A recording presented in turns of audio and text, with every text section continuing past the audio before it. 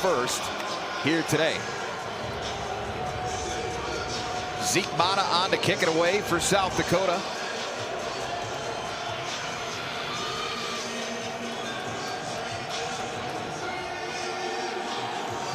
Avery Scott, one of the two deep men for North Dakota. They'll take it at their own 2. This is Charles Langama now, one of the bright spots of the future. Big shot there. Bo Ryan and Langama met head-to-head right around the 22-yard line, and it looks like Ryan got the worst end of that deal. He did. I mean, he came in missile. You heard my reaction to it, but obviously slightly concussed here. Bang! Woof! That's good stuff, but it's not good when you're on the turf. So hopefully that young man can get up and walk off. He's sitting up now, so that's a good sign. But man, that's a way to, I guess that's the kind of start you would expect between these two teams in this type of an environment, a playoff-like atmosphere for both squads.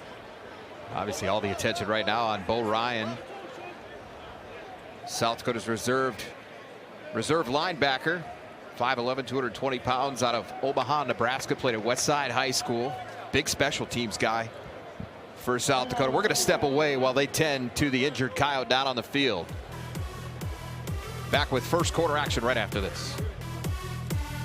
The USD sideline under his own power, so that's good news. But now Jerry Kaminsky and the North Dakota offense takes the field for the first time today. What a job this young man has done in his first season as the starting quarterback for North Dakota.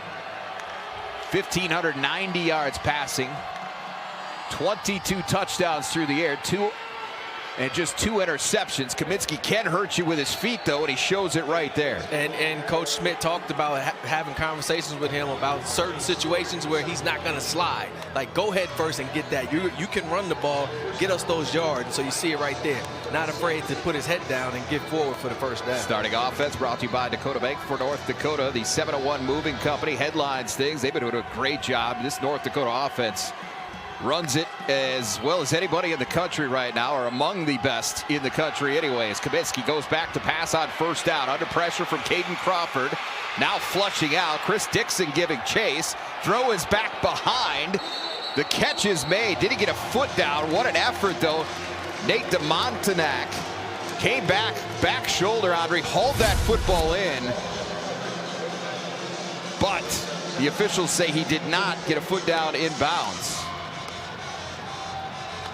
Ooh, I don't know. Oh, okay, yeah, so you see the ball move there as he hits. He did get a foot down. Yep. If that bobble doesn't happen, I think that's a catch. Yeah, agreed. You saw the back judge or the side judge in the back that was coming in giving the bobble signal. So Caden Dennis now in motion. They'll get off to, or excuse me, Kaminsky. Great fake, got me on that one. Turns it upfield, and Kaminsky cut down at about the 41.5-yard line as we take a look now at the starting defensive unit for South Dakota. Again, brought to you by Dakota Bank. Mikey Munn, a standout at the quarterback position, just a redshirt freshman, among the leaders in passes broken up this season with 7. Gabe Hardman gets the start at middle linebacker today. Did not get to start last week's game. He missed the first half due. Illegal substitution, 12-minute formation, 5-yard penalty, remains third down. So an illegal substitution whistle or flag there on North Dakota. We go back to that starting defense quickly for South Dakota. Again, Gabe Hardman getting the start at middle linebacker today. Missed the first half last week against Illinois State due to a targeting ejection that he got late in the game at Northern Iowa. Nate Ewell's been playing really good at the linebacker spot as well. As Kaminsky back to pass again, surveys the scene, finds Seidel all alone out of the backfield, takes a big shot there along the sideline from Niall Dickel, and he's going to be a couple of yards short of the first down. Yeah, and right now North Dakota's doing a really good job of protecting Kaminsky. He's standing back in the pocket. There's pretty decent coverage, but it's allowing Kaminsky to go from check to check to check and find the open guys. It's a long, you're asking your secondary to cover for a long time right now. Yotes, next series are going to have to find a way to bring some extra pressure. So South Dakota gets a stop. on its first defensive possession. Luke Silvernail on to punt it away for North Dakota. Jack Martin standing back at his own 10-yard line for South Dakota. Low line drive kick. Martins maybe ran up too aggressively on that one, had to backtrack a bit. Tumbles down but makes the fair catch at about the 14-yard line. So that's where South Dakota will start with the football for the first time today under the direction of their redshirt senior quarterback Aiden Bauman, the veteran, making his 42nd career start here today. Bauman 57.3% completion so far this year, but much better of late. 1,512 yards through the air, 11 touchdowns, 5 interceptions. But it's been a while since he's given the ball away as they go to L.J. Phillips on the ground, steps through a tackle as he keeps those legs driving forward.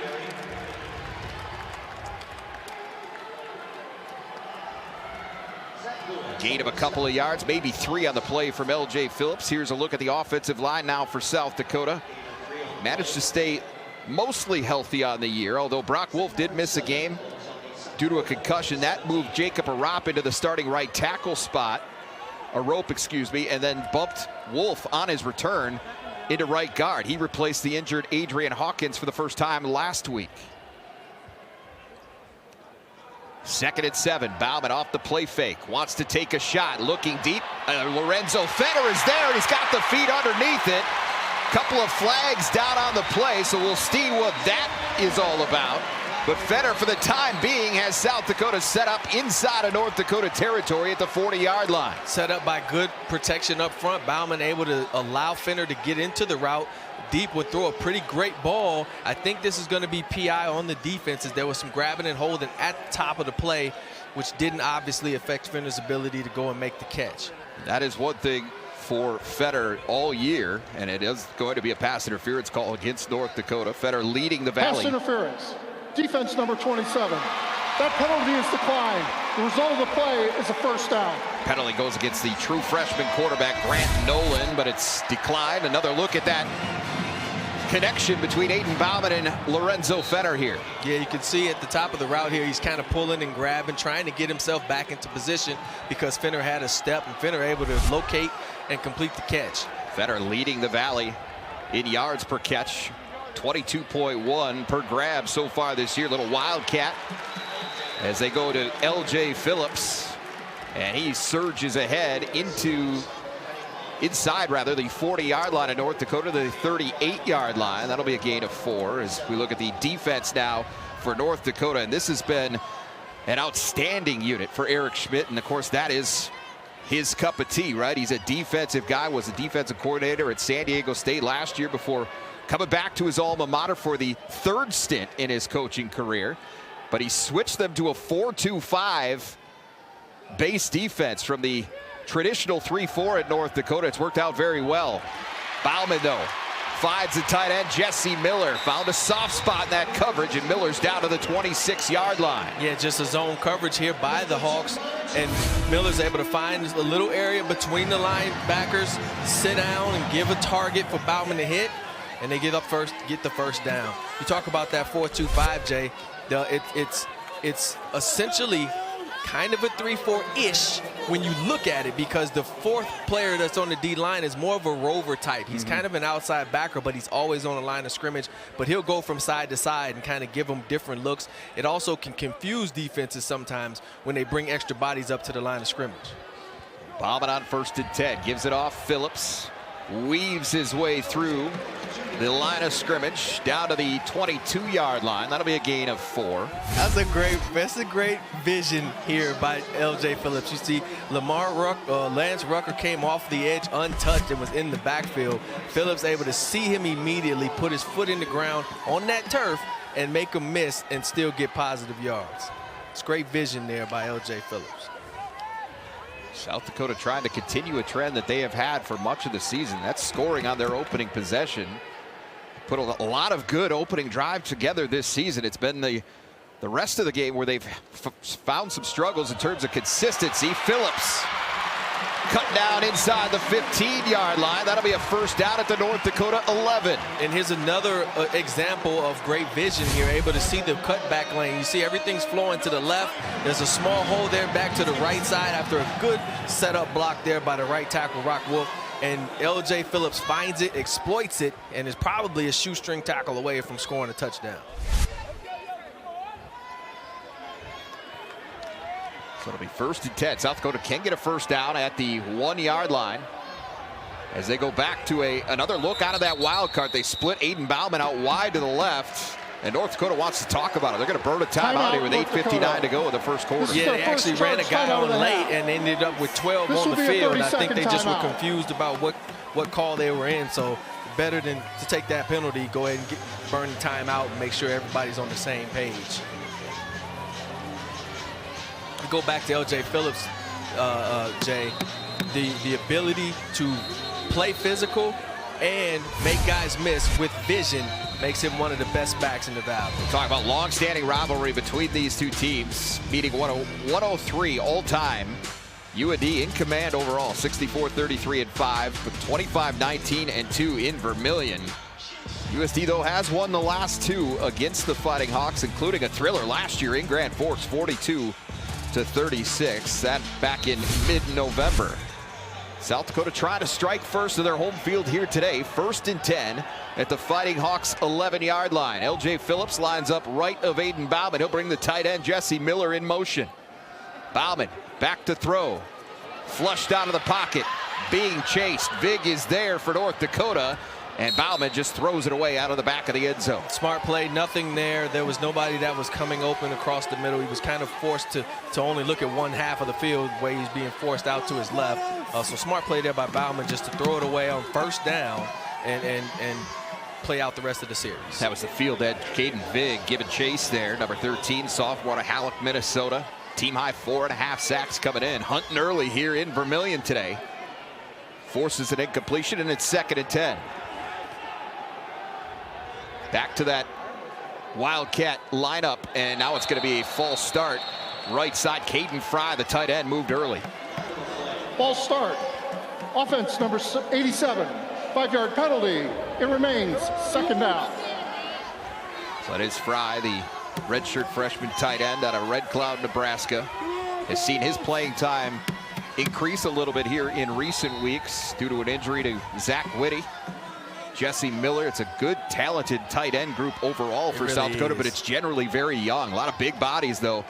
The future is bright in that particular room here at South Dakota. Yeah, it is, and they've all seen a lot of minutes too, so they have some experience in there to go with that youth. Back to Phillips on 2nd and 15. He runs into the back of Fry, somehow keeps his feet. Phillips lunges forward down to the 10. Boy, he did well to get anything there, Andre, let alone 6 yards. Yeah, and you know, earlier in the week, Coach Smith from the Fighting Hawks talked about how USD's offense was really good at not putting themselves in negative plays, which means losing yardage and putting yourself behind the sticks. Here, the Hawks had a chance to get them behind, but L.J. Phillips, with great individual effort, able to get back to the line of scrimmage at least. That was Emmanuel Olugbaju had a chance at it. Big number 88 had both hands around Phillips, and he just shed off the big fella and got 6 yards on the play. Bauman now on 3rd down. Pressure coming up the middle. Bauman is going to be ripped down back at the 20-yard line. This might be a horse collar, Andre, as flags come in from both the center judge and the referee there on the tackle. Personal foul. Horse collar tackle on the defense, number 13. Half the distance to the goal, and an automatic 1st down. Well, that's a big break for South Dakota. It looks like you're going to have to settle for 3, and now you get a fresh hope. And if you're the fight out, it's rough because you're the defender, you're being blocked, you're just trying to reach out and grab something. And once you get that something, you can't let it go because you don't want them to escape out of the pocket. Unfortunately, it's inside the shoulder pad. You pull them down, and they got to make the call. So a tough break there for the Fighting Hawks. That was Caden Vig, the guy we just spoke of, has the team high in sacks with 4.5 on the year. Almost had another, but instead it's a big penalty and a 1st and goal at the 5-yard line. L.J. Phillips back into that Wildcat formation. Not much there off the left side. Jesse Miller, the tight end, was kind of in a fullback mode there, trying to provide something on the lead, and it just wasn't happening. North Dakota swallowed it up quickly. And usually in those situations, I mean, you just have to make sure you get really good blocking, because the defenders assume they're going to run the ball, right? And so you're going to get everybody flying to the line of scrimmage, closing up those gaps. And in this case, they were able to do that for no gain. Kaiwan Vengrowski got in there to cut down Phillips for a loss of a yard, and it's 2nd and goal now from the 6. Phillips tries to get the edge, surging forward. Now he's backed up to about the 2-yard line. He looked there once he turned that corner, Andre, like he might have a shot at the end zone, and North Dakota just bowed up and pushed him back. Yeah, well, he was dragging Zach Lewis, Number unfortunately, into the end zone. North Dakota must sit out one play due to his helmet coming off. And then the cavalry was able to quickly get there right at the 1-yard line and push him back. Otherwise, that would have probably been a touchdown. So it's a good job of getting extra bodies to the ball and keeping the Coyotes out of the end zone. So that's the starting defensive tackle, Montre Samuels Parker, that has to leave the field for a play because his helmet came off. Coyotes back to the ground on 3rd and goal. Phillips not going to get there. He stood up at the 1, and it'll be 4th and goal for South Dakota. Yes, let's see what they do here. LJ Phillips here with two separate plays here where you're getting quick surges where you think, oh, well, he's going to get it with second effort. But no, the door is shut by the Hawks defense right there at the goal line. They keep him out, and it looks like we're set up for 4th and goal with the offense on the field. Lance Rucker made first contact that time for North Dakota, and then, as you said earlier, the cavalry got home from there to stop Phillips on 4th and goal. Up the middle he goes. Phillips leaning forward at the goal line. No signal yet. And they are going to say he's short. I believe they're going to say he's short. Yeah, there's no hands up, so you got to at this point, right? You got to say short. Maybe they'll take a look at it just to be sure, but the call on the field is going to be a 4th down stand inside the 2-yard line by the Fighting Hawks. Boy, Phillips right there. It's tough. This will be your best chance to maybe see it if the head linesman didn't stand right in front of it. Going to be tough to overturn it based on what we saw there. Yep. Stepping away, still scoreless in Vermillion. Still scoreless after a goal line stand for North Dakota. Here is how it happened on 4th and goal from the 1. LJ Phillips. That's the best look we have there. Boy, I tell you what, that's close. They said he was short, but nothing there definitive to overturn what the call was on the field. But North Dakota takes over inside now, its own 1-yard line. Kaminsky in the pistol formation with Seidel behind him. Last minute instructions from the quarterback now, and Kaminsky takes the snap. He'll keep it right straight forward, and he's not got anywhere to go there. Gabe Hardman there to meet the quarterback. Might have gotten a half a yard. Everybody sold out to the run on this one. They just knew it was going to be a run. If it hadn't been a play action pass, they'd have had something going. Because everybody's at the line of scrimmage for USD on that particular play. Got to give credit for Nate Ewell, too. He was in on the stop as well. So it'll be 2nd down and 10. Man-to-man looks like on the outsides, too. Seidel gets it there, finds a little bit of a seam.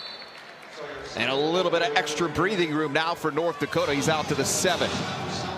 Yeah, that's what you need. Give yourselves a little bit of space.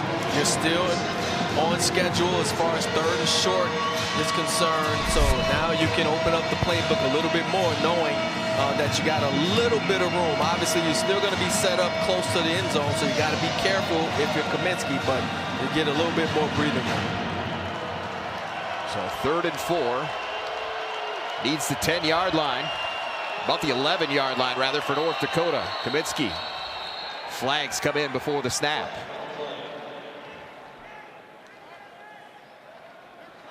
Looks like this is going to go against North Dakota again. False start. Offense number 62. Half the distance to the goal. It remains 3rd down. So Ben Bucks to the center. Flagged for that one. We saw an illegal substitution call against the Fighting Hawks on their first drive, and now a false start here, pushing it from 3rd and 4 to now 3rd and 9 for UND. And meaning that you're gonna take this snap in the end zone as well. So you have to avoid a sack or a holding call. Gonna keep it on the ground with Seidel, and the Coyotes do a good job smelling it out. There is Niall Dickel again, ripping the running back down to the turf. And for the second straight possession to start the afternoon, the Fighting Hawks will have to punt it away. Well, we talked off air. You got 2 defensive head coaches in this ball game, and so far these defenses have made some big plays, really shutting things down offensively on both sides of the ball. So buckle in, everyone. We might be in for a low-scoring affair here. Silverdale all the way back. Just a little bit of red between his heels in the back of the end zone here. Coyotes block it through the back of the end zone. That's a freshman, Jaden Brown, off the edge, untouched, Andre. It'll be a safety against North Dakota on the block punt. What a play by Jaden Brown. As you mentioned, no one picks him up. He comes off the edge. Not even the second 3 Timeout on the field. Personal protectors go and get a hand on him, and he's able to come out and make a huge special teams play for the Coyotes. How about the young guy here coming in a big spot and making the first big play of the day? Jaden Brown, the punt block, and it's 2-0 South Dakota. Just before the break, Jaden Brown, the true freshman, off the edge to block the punt from Luke Silverdale. And now a free kick situation here for North Dakota, which finds itself down 2-0. It'll be Kenton Loffman kicking it away for the Fighting Hawks. Braden White and Mikey Munn both back deep for South Dakota.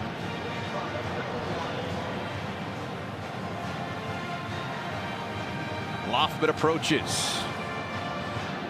Very returnable opportunity here for Braden White. Showed some juice in this part of the game last week, and there he goes again. Switches heads, shakes off a defender, and White finally brought down out of bounds inside the 25-yard line. Massive special teams plays back-to-back now for South Dakota. Yep, and you got to play all 3 phases if you're going to win games. Offense, defense, and special teams right now. USD obviously with the upper hand in that category. Great blocking here. I mean, that's just good, solid blocking. He's untouched and really unbothered until he gets into Hawks territory. Well, remember, White had a couple of big returns last week, including the opening kickoff against Illinois State. Both, though, were nullified due to penalty. This time, no flags on the field, and South Dakota will take over 1st and 10 at the North Dakota 23-yard line. They'll give it off to Phillips. Turns right, finds some space over there, and now he drags the defender with him. Just shy of the first down marker is L.J. Phillips. But a nice carry on first down. This is what you've seen out of USD often, where they'll slide the protection to the left to try to create a cutback lane. What they're hoping is that they do get LJ to cut back, and it's a one-on-one. See if they can make that one guy miss, and then it's a lot of space there. And so far, LJ's finding that cutback and having some success. Phillips already 10 carries in this quarter, 41 yards, gets a break now. Carson Fletcher will try to get this first down. The true freshman kept his feet long enough, Andre, and I think the second effort got that first down as he tumbled forward. Yeah, Devereaux right in the hole with the solid tackle. Once he made contact, boom, goes right down. Looks like he's able to fall forward and still pick up the first, but that's a good, solid open field tackle by Michael Devereaux, the linebacker. Devereaux transferred from Old Dominion. Eric Schmidt, though, working with a lot of guys that were in the program last year. This is a team that finished 5-7 a year ago. And boom, they're right up at the top of the valley with the same guys they had a year ago.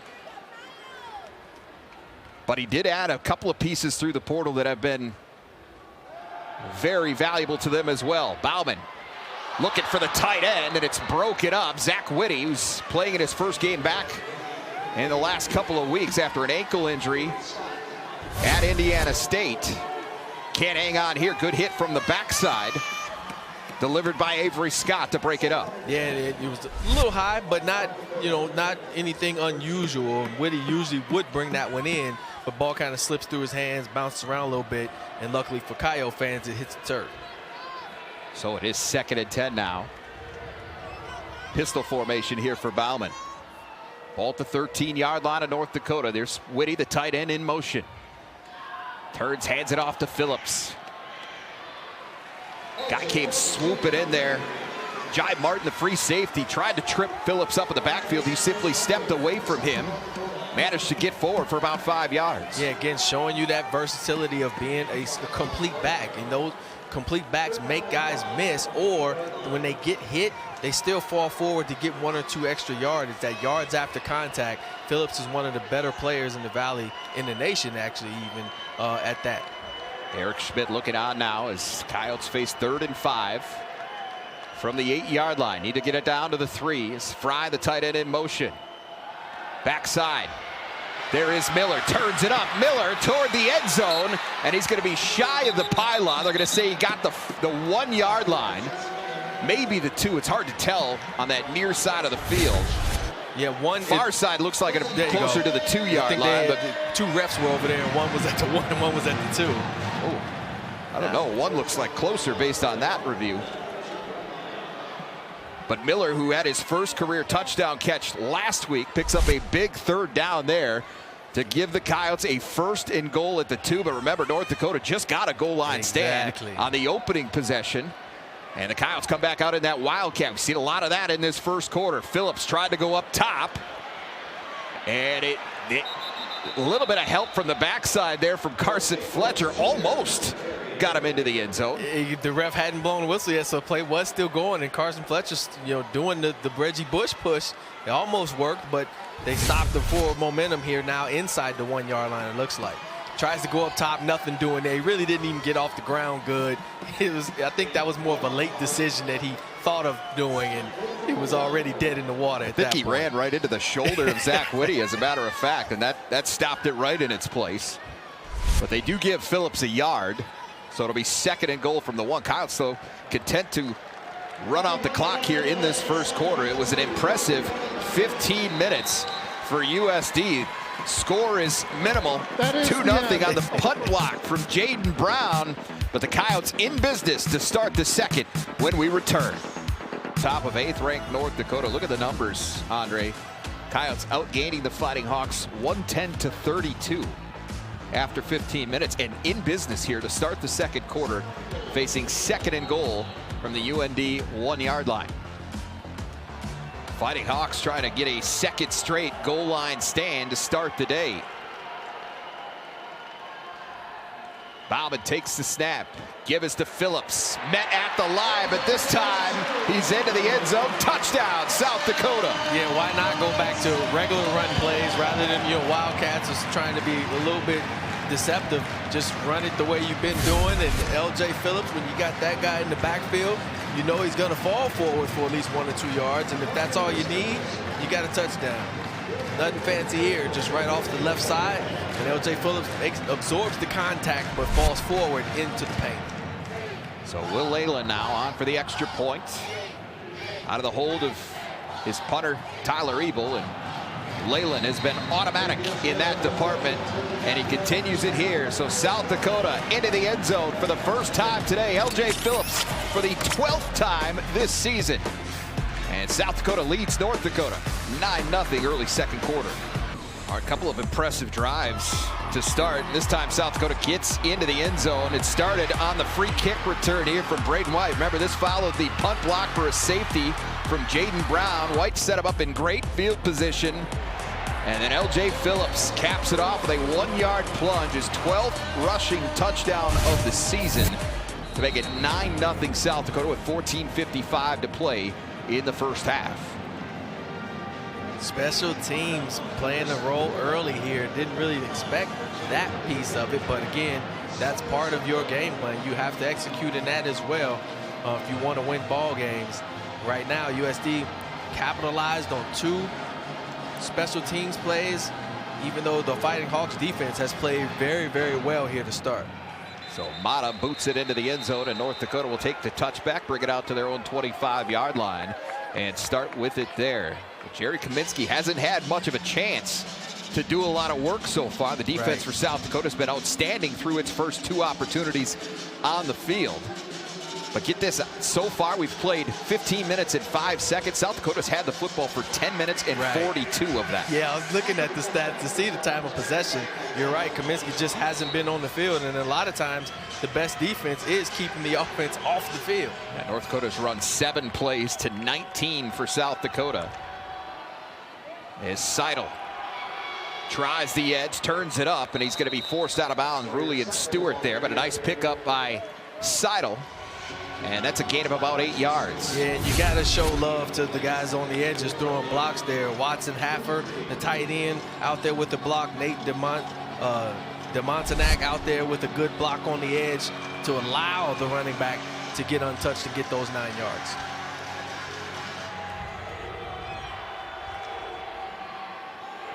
So Charles Langama now, they like this youngster out of Maple Grove, Minnesota. Hasn't had a lot of runs so far this season, but with the injury to Gavin Zebarth, who was hurt late in their win against Southern Illinois a couple of weeks ago, a clavicle injury, getting up maybe a little bit more of a look at Langama, here today.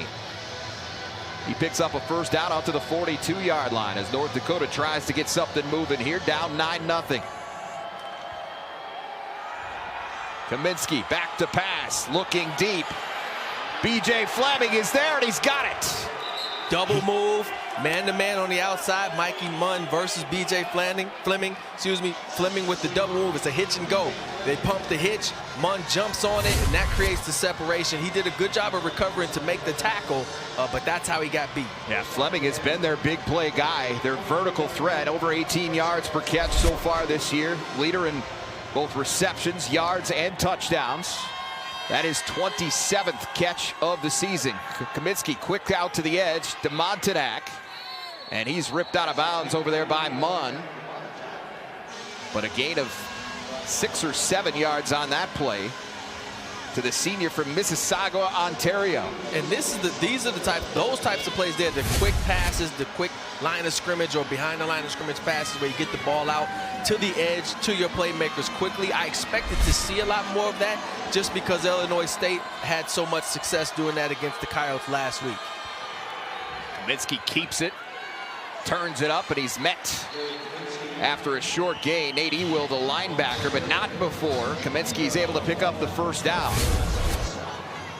And, you know, Kaminsky is a dual threat. I mean, we talked about Illinois State's quarterback last week. Kaminsky, same type of player. He can beat you with the legs. He's like the opposite of what you get out of Aiden Bauman, where he's going to take off and run and make some guys miss and maybe put a head down to get extra yards. Backside now, Kaminsky looking for Fleming, and a good read there by the free safety, Roman Tillman. He drops him behind the line of scrimmage. About a half-yard loss on the play. Good read that time by the free safety from Independence, Missouri, Roman Tillman. Yep, saw what was coming, put himself in position to come up and deliver a nice open field tackle, bang, right there at the hip. Roman Tillman, one of the safeties that Coach Smith talked about. He's flashed on film, so they're fully aware of him in that secondary. Leading tackler for this South Dakota defense. Officially, they call it no gain, 2nd and 10. Kaminsky. Boy, he's gotten me a couple of times that already. He pulls that late. He got me. And Kaminsky down to the 6-yard line. Nice read there, like you said, right? Late read. Got 3 of us, the 2 broadcasters and Niall Dickel. DeJuan Lewis made the stop at the 6-yard line. It'll be 3rd and 4 for the Fighting Hawks.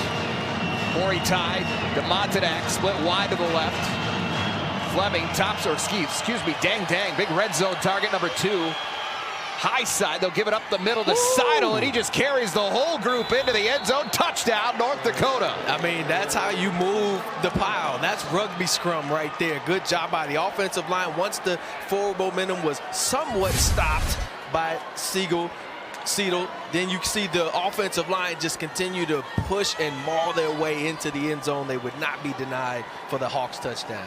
For Sawyer Seidel, that is his 8th rushing touchdown of the season.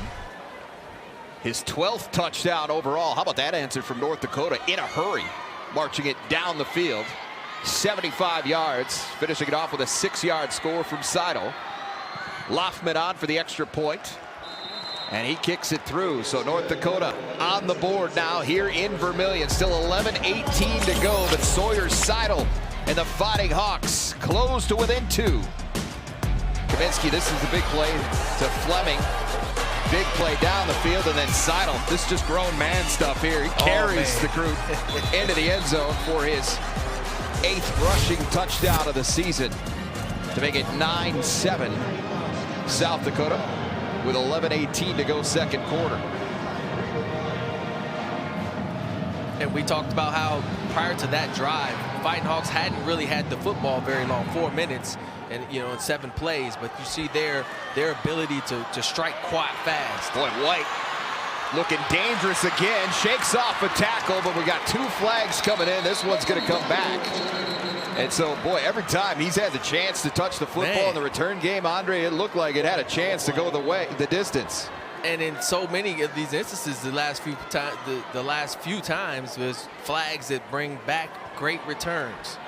So they're just kind of shooting themselves in the foot, unless those flags are the reason why the returns were great. But I don't think so. If you look at where they're landing and where he ran, it was probably plays that didn't necessarily need to be made. I mean, the flags are laying down on the near 30-yard line, and White was tackled on the logo in the dead center of the field. On the return team, 10-yard penalty from the spot of the foul. It's first down. It's Grant Henderson, our referee, so it's a holding call against South Dakota. And I mean, again, they would have started this drive up around midfield, and instead they're going to back them all the way up to the 20-yard line. You saw it right there. And that's the one thing about special teams penalties that just really hurt, is it's from the spot of the foul, not where the end of the run is, and then you march it back. So South Dakota takes over at its own 20-yard line, leading 9-7. Under center goes Bauman. Play fake this time to Phillips. Looking out toward the edge. There is Javion Phelps, the hero of last year's win against North Dakota State, the regular season finale that's got South Dakota a share of its first Missouri Valley Football Conference title. But Phelps has not been a busy guy this year. That's just his 2nd catch all season. Yeah, and in this case, it was a good catch because it was a long throw. This was a long throw Bauman had to make from the hash to the out. 12-yard pickup out to the 32-yard line. Bauman sends the tight end Jesse Miller in motion. Back to pass again. Bauman finds Whitty. Big tackle there as he is stood up right as he catches it. Malachi McNeil, one of the big standouts defensively for North Dakota. We do have a flag on the near side of the field as well. Yeah, it's from the back side, opposite side of where that play was made. So it's interesting to see what the call will be here. Great open field tackle, though. Again, good job. An eligible player downfield, number 89 on the offense. The player was covered up in formation.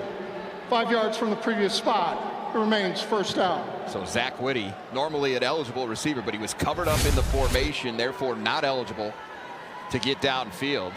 And you can see it right there as Miller is lined up off that motion right over the top of Whitty. So Whitty, who made the catch, is the one who was called for the foul there, and they back it up 5 yards to the 27-yard line. It'll be 1st and 15.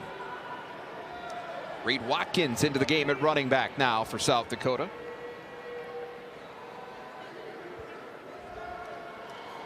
A little misdirection here, trying with Jack Martins, and North Dakota was all over it. In on the stop that time was Antonio Blewett, and the corner just read that like a book. Yeah, he did. I mean, he's basically coming in to make the tackle from the backside, but then you bring the play right back to him, and he doesn't bite. And again, another good open field tackle by the Hawks. Loss of 2 yards. It's 2nd and 17 now. Drive that had some promise. Doesn't show as much at the current moment for South Dakota as Bauman drops back to pass again, looking for Phelps. Makes his 2nd catch on this drive. He stood up at the 31, back near the original line of scrimmage at the 31. But it will be 3rd and very long here for South Dakota coming up. Yeah, it's a good job here. The ball is just thrown inside a little bit, and And Phelps, trying to make sure that he secures the catch, really can't do nothing with it afterwards. Avery Scott was doing everything he could to try and rip that football out of there, and Phelps did well just to hang on. South Dakota needs to get out to the 42-yard line for a first down. This is Martin's in motion. Keep it on the ground with Phillips. Phillips has the first down. That's usually not how it's drawn up. Though that kind of run play in that situation is, let's see how many we can get to give us a little bit more field position for this punt. But then when you got that guy and you got that kind of hole, look at the holes that he's throwing to. Good blocks on the edge. Phillips just explodes through and picks up that Coyote first down. Blew it. Jai Martin on the stop that time for North Dakota, but Phillips gained 12 yards. He's up to 60 for the day now, and it's 1st and 10 South Dakota. Watkins gets a carry. Nothing there as UND met him right there. It's Lance Rucker right at the line of scrimmage. Might have lost about a half a yard on the play. Shout out to that young man, Lance Rucker. His little brother is actually my son's college roommate. So good job of him making a play. So I can shout him out. Yeah, give him a little shout out. The Rucker Jr. out of Omaha, Nebraska. Team 7 tackles for loss, make it 8 now with that stop on Reed Watkins. Also has 4 sacks on the season. 2nd and 11 now. Back to Phillips. Coyotes are getting some good push on the ground game right now against this front for North Dakota, which has been very stout against the run. The Fighting Hawks allowing about 89.3 yards per game total on the season. Well, you can kind of see why. They're obviously very aggressive and physical, but they're such a good tackling team. We've seen several examples so far today of them just being able to get guys on the ground right at the point of contact, not giving them too many yak yardage or getting them down in space. So you can see why they've been successful against the run. But today, USD is doing a pretty good job so far of taking small gains and then coming back to get bigger ones. Bauman taking a shot play. Javion Phelps. It's going to be picked off down there, but there is a flag. Jai Martin on the interception for now, but I think North Dakota is going to get called for pass interference or a hold here. Yeah, that's the indication here, pass interference. So it probably came, if maybe a double move. And usually in that case, if the DB is beat, they'll reach out to try to grab the hold just to see if they can get themselves back into position. And if the referee's on top of it, especially if the ball's being thrown to your guy, that's going to be an easy call. What a drive it's been for Javion Phelps. Again, had 1 catch all season coming into the day, has 2 catches on this drive. Now it picks up a big pass interference call, which is going to give South Dakota good field position. Defense number 2. This is a spot foul and an automatic first down. So it goes against Avery Scott, the senior from Newport News, Virginia. And South Dakota, just like that, in scoring position now at the 39.5. They're going to put that football nose.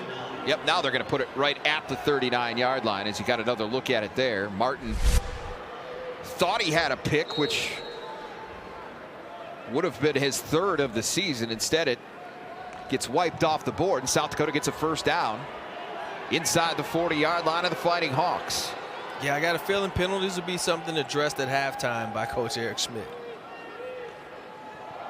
Little flea flicker here. This one is got ugly quick. North Dakota got pressure into the backfield off the defensive front, Andre, that time, and that made it a bit of a precarious position for Aiden Bauman when he got this pitch back. Offense number 2. It's a spot foul with a loss of down. The quarterback did not maintain control of the snap. Therefore, by rule, it's grounding. It is 4th down. Well, because it was a flea flicker. Second down. Correction, 2nd down. So Bauman's giving up the opportunity to throw the football away, essentially, is what we're being told by Grant Henderson there. Right. I mean, because he's outside of the tackle box, the ball got past the line of scrimmage. All the other check marks that you need to be able to throw the football away are there for Bauman, except for the part about maintaining possession of the snap. Correct. Yep, it was a flea flicker, handed off to L.J. Phillips, tossed back to Bauman, and therefore then it became a grounding penalty by him trying to throw it away. So the razzle-dazzle is not rewarded that time for South Dakota. And in fact, it proves costly as they lose 5 yards on the intentional grounding, and it's 2nd and 14. Bauman finds Bose, who just set up camp right in the middle of the field that time. Andre got a bunch of that yardage back. Much more manageable situation on 3rd down here. Just a couple yards shy of the line to gain. So you're behind the sticks, and then with one play now you're back on schedule, as you mentioned, just sitting down in the zone. What that means is the defenders in zone are set up in certain areas. If you find an area in between them and you just stop, the quarterback can usually find you, and in this case, pick up big yardage on the catch. 6 minutes to go in the first half. South Dakota continues to eat clock here in the early going against their rivals from Grand Forks. Up the middle it goes. Phillips trying to step through the tackle. Defender had a hold of him and wasn't letting go for anything. Getting up off the bottom, that's Zach Lewis. We talked about it just a few minutes ago, their ability to tackle in space. Zach Lewis, all he was able to do was get a leg, and he held on to that leg and did not let it go. Otherwise, it would have been probably a big gainer. It was a lot of space there for Phillips. But again, a great tackle in space. Zach Lewis, the free safety. South Dakota keeps the offense on the field here. Kind of in that no man's land. Would be a really long field goal attempt. Need 2 yards to get a first down. Under center is Bauman. Wanted to go backside to Phillips, but it was covered up. Phillips, or looking for Phillips now, and it's knocked away incomplete. Great coverage there by North Dakota. They were all over it from the start. Yeah, it looked like Payne Parks. He was his guy. If he would have come off, they would have gave Bauman an easy pitch and catch, but he didn't, and the Hawks get off the field. So 2 4th down stops now for the North Dakota defense. Get out to the right side, and Seidel is out to the 37-yard line from the look of it.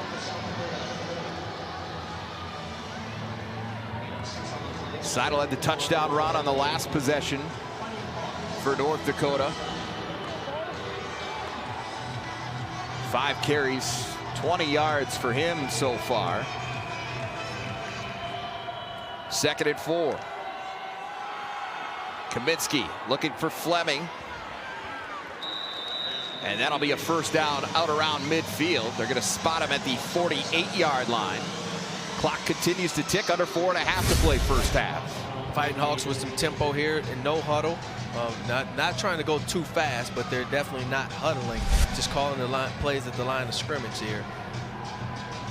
Passes like that, what Travis Johansson calls free access plays. You know, you kind of give your corners off. You're giving up that yards because you don't want to get beat over the top, which we saw them do last time.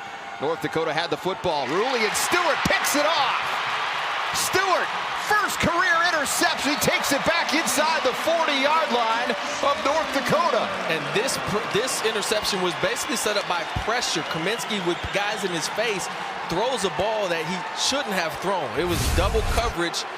There was, even with the safety over the top, you see Ruley comes off of the guy that he was sinking underneath and comes back to help on this. So the Kaminsky didn't see or didn't expect R.J. Stewart or Ruley and Stewart to come off of his man, but it's a good job of him being aware of the situation and the play, finding the ball, and then, of course, going and getting it. He was looking for his tight end, Aiden Beheimer, there, and I think what he saw, Kaminsky, from the look of that, was he saw the coverage of Nate Ewell. He never saw Stewart. Just kind of thought he was going to continue on to sink back, and he didn't.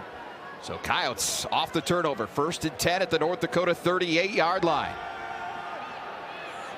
Bauman not going to get away. Drop for a loss. Emmanuel Ulagbaju is there to make the stop. That's a sack for him. It'll be his 2nd of the season. Yeah, and that's a good job of the pressure getting to Bauman, because he actually had Jack Barnes open over the middle, but he had to move around to get away from the pressure. He never got his eyes downfield to see it. So it's a good job of what they say, squeezing the pocket, making it tight around him. So he's starting to feel bodies and see green helmets, and he starts to panic a little bit, tries to find a way out, and doesn't have one. Ulagbaju, a transfer from St. Thomas, on the stop that time. They'll give it off Carson Fletcher now. So on 2nd and long, Coyotes keep it on the ground with Fletcher. He gets back to the 40-yard line, but still 3rd and very long.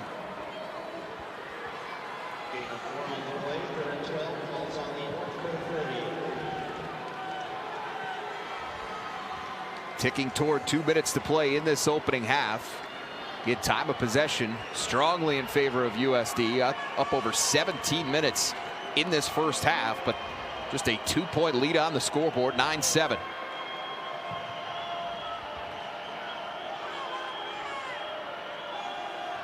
Bauman, good protection up front, looking over the middle, and Fletcher can't hang on. Takes a big shot from Devereaux there, and he breaks it up. That stops the clock with 2:23. Incomplete pass. Yeah, and it was incomplete. He really didn't have possession. He went to try to bring it from his face mask down to where you would hold it, and he's hit, and the ball comes out. So yeah, no catch here. Had he even caught it, he'd have been well short of the first down. So South Dakota unable to take advantage of the turnover that time. The interception, the first of the career of Rulian Stewart. And so they will punt it away. Zach Lewis back deep, standing inside his own 10. Tyler Ebel will punt it for South Dakota. First time he's been on the field today. End over end kick. Bounce toward the end zone. It'll be a touchback. Jaden Brown, the guy who got the block earlier, was in the vicinity but couldn't find the football this time. Yes, he should have been able to look up and locate it and be the one to make the catch. Couldn't do that. The ball goes into the end zone. So North Dakota gets another chance here before the half with 2:15 to play in the second quarter. South Dakota won the coin toss, deferred its option to the second half, so Coyotes will get the football to start the third quarter. So that means the Fighting Hawks here are definitely thinking score. We have to score on this particular drive because we know the Yotes will get the ball to start the half. They have 2 timeouts plus the 2-minute warning, so they got the full playbook available here, and we've seen them go right down the field so far in this second quarter very quickly. Beheimer, the guy that was the intended target on the interception thrown by Kaminsky, which, by the way, was only his 3rd of the season, Andre. All the passes he's thrown, he takes very good care of the football. A rare mistake from him. Finds Beheimer this time. He gets 5 yards. That'll take us to the 2-minute timeout. So 2 minutes to go here, first half in Vermillion. South Dakota leading number 8 North Dakota 9-7 here at the Dakota Dome. All right, so 2 minutes to play first half. South Dakota leading North Dakota 9-7 here. Jerry Kaminsky, the Fighting Hawks offense on the field. 2nd and 5 from their own 25. Xavier Lee getting a carry here. The transfer from Sacred Heart. First time we've seen him out there on offense so far today, and he's got first down yardage out to the 30.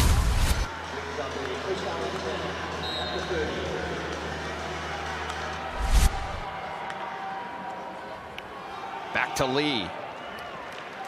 Niall Dickel, who's been an active guy here in the first half defensively for South Dakota. Met the ball carrier right at the line of scrimmage, and I think Lee got a yard. A little bit of tempo here from North Dakota as the clock continues to tick. Now under 1.5 minutes to play before halftime. Quick shot out to the edge, looking for Caden Dennis. Mikey Munn was in coverage there.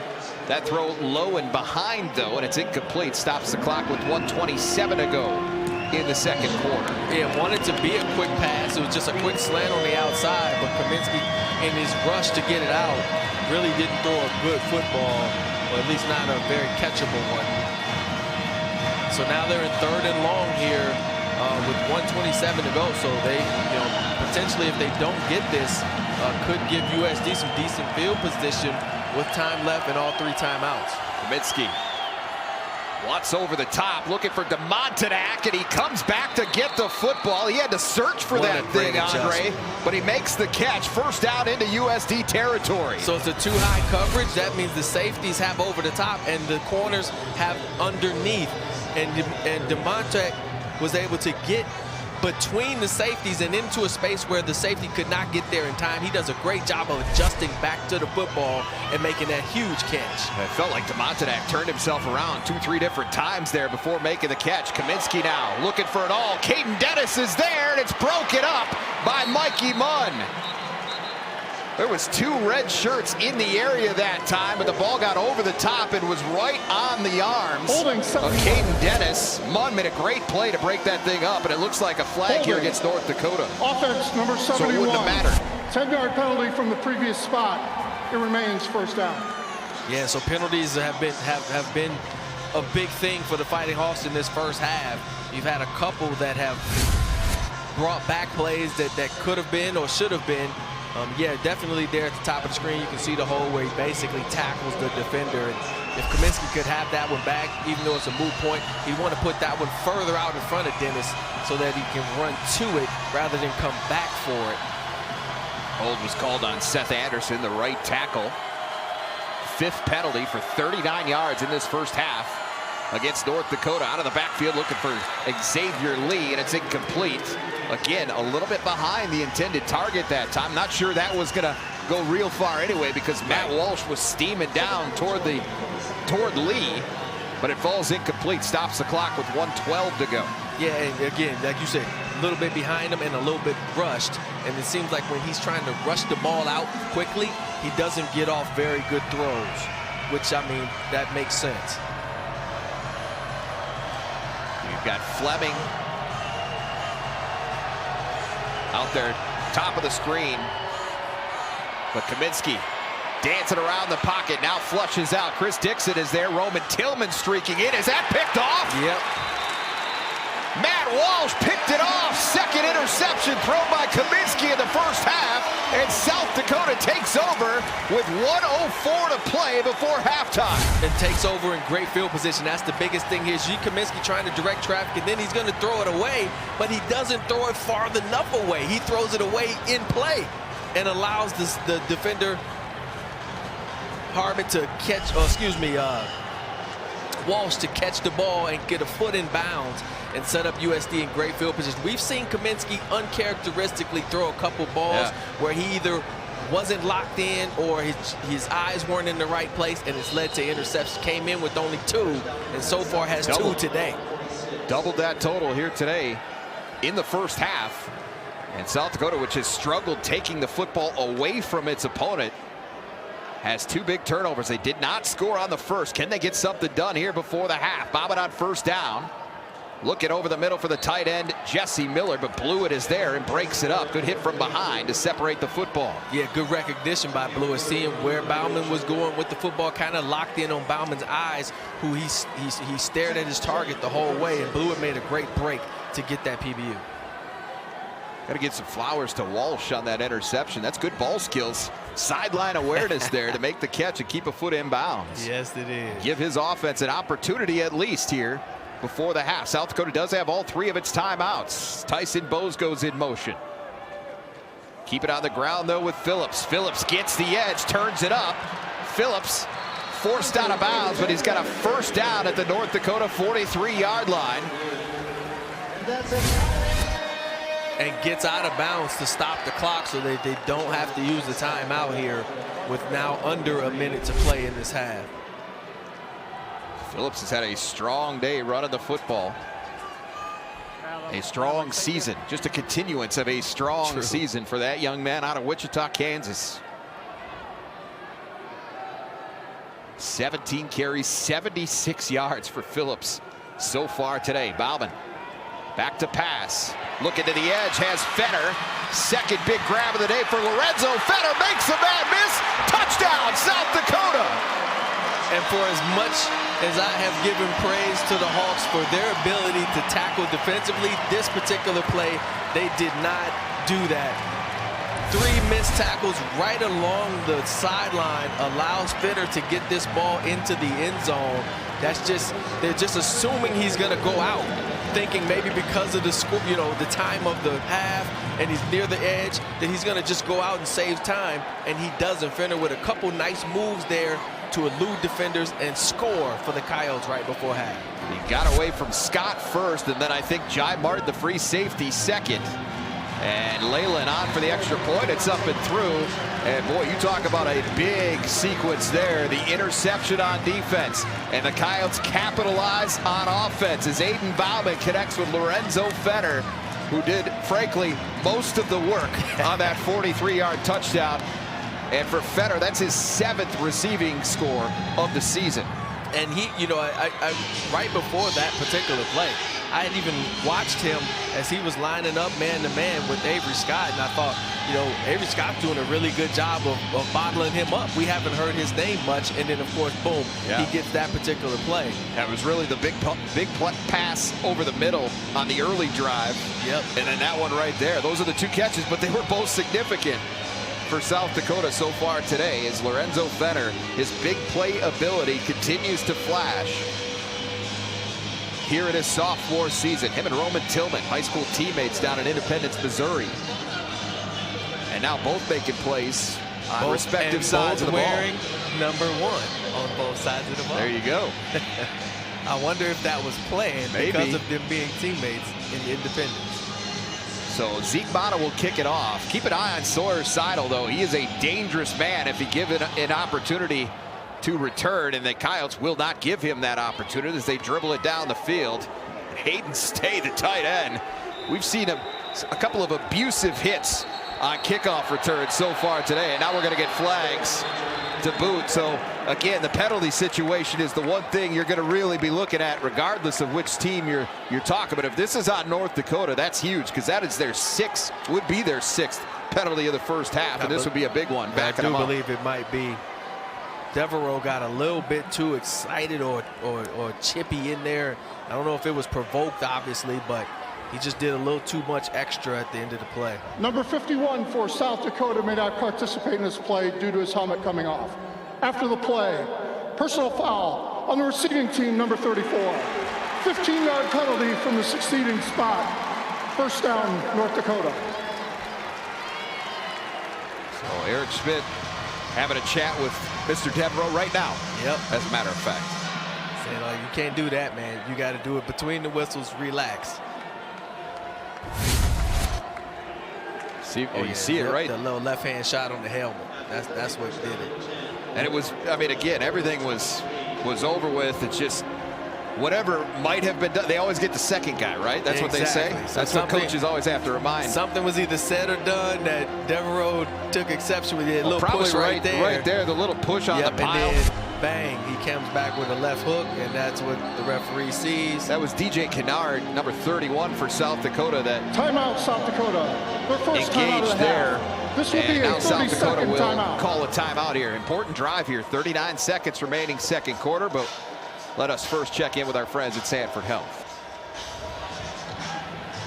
So 39 seconds to go in the half. North Dakota has 2 timeouts remaining. And again, USD will get the football to start the third quarter. So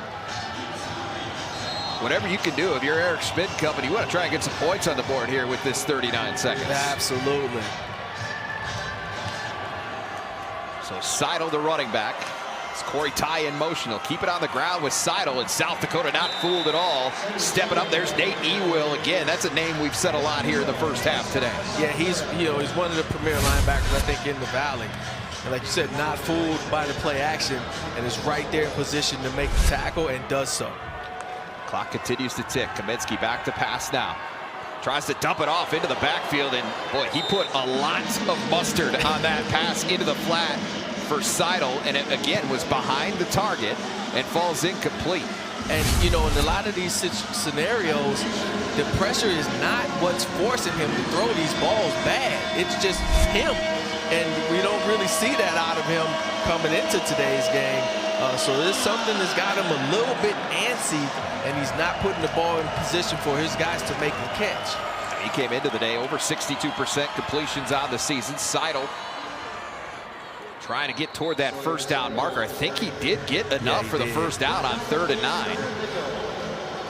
And that'll stop the clocks to allow them to set the chains with 9 seconds remaining in the half.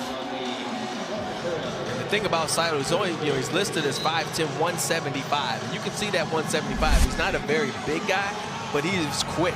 So when he hits that hole, he hits it. He hits it.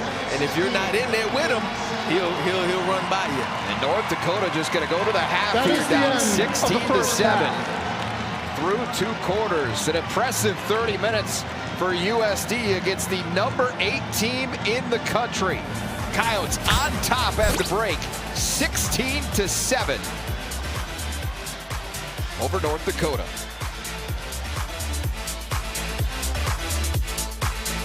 efficient at not only catching the ball, making blocks in the run game, but you can just kind of plug and play any of those guys and keep your same efficiency. Miller, redshirt sophomore out of Scranton, Iowa. First and 10 USD at the 38-yard line. That's Jack Martin's in motion. They'll give it off to Reed Watkins, the youngster. A little extra burst from him, and a flag comes in late in that play, and so this might be coming back at least a little bit. Boy, I don't know if it's a holding call or what, but Watkins didn't need much help there. He had a good run. Offense, number 1. 10-yard penalty from the spot of the foul. It remains first down. So Lorenzo Fenner is the guy that gets popped for this. See if we can see number 1, top of the screen here. Oh, I don't know.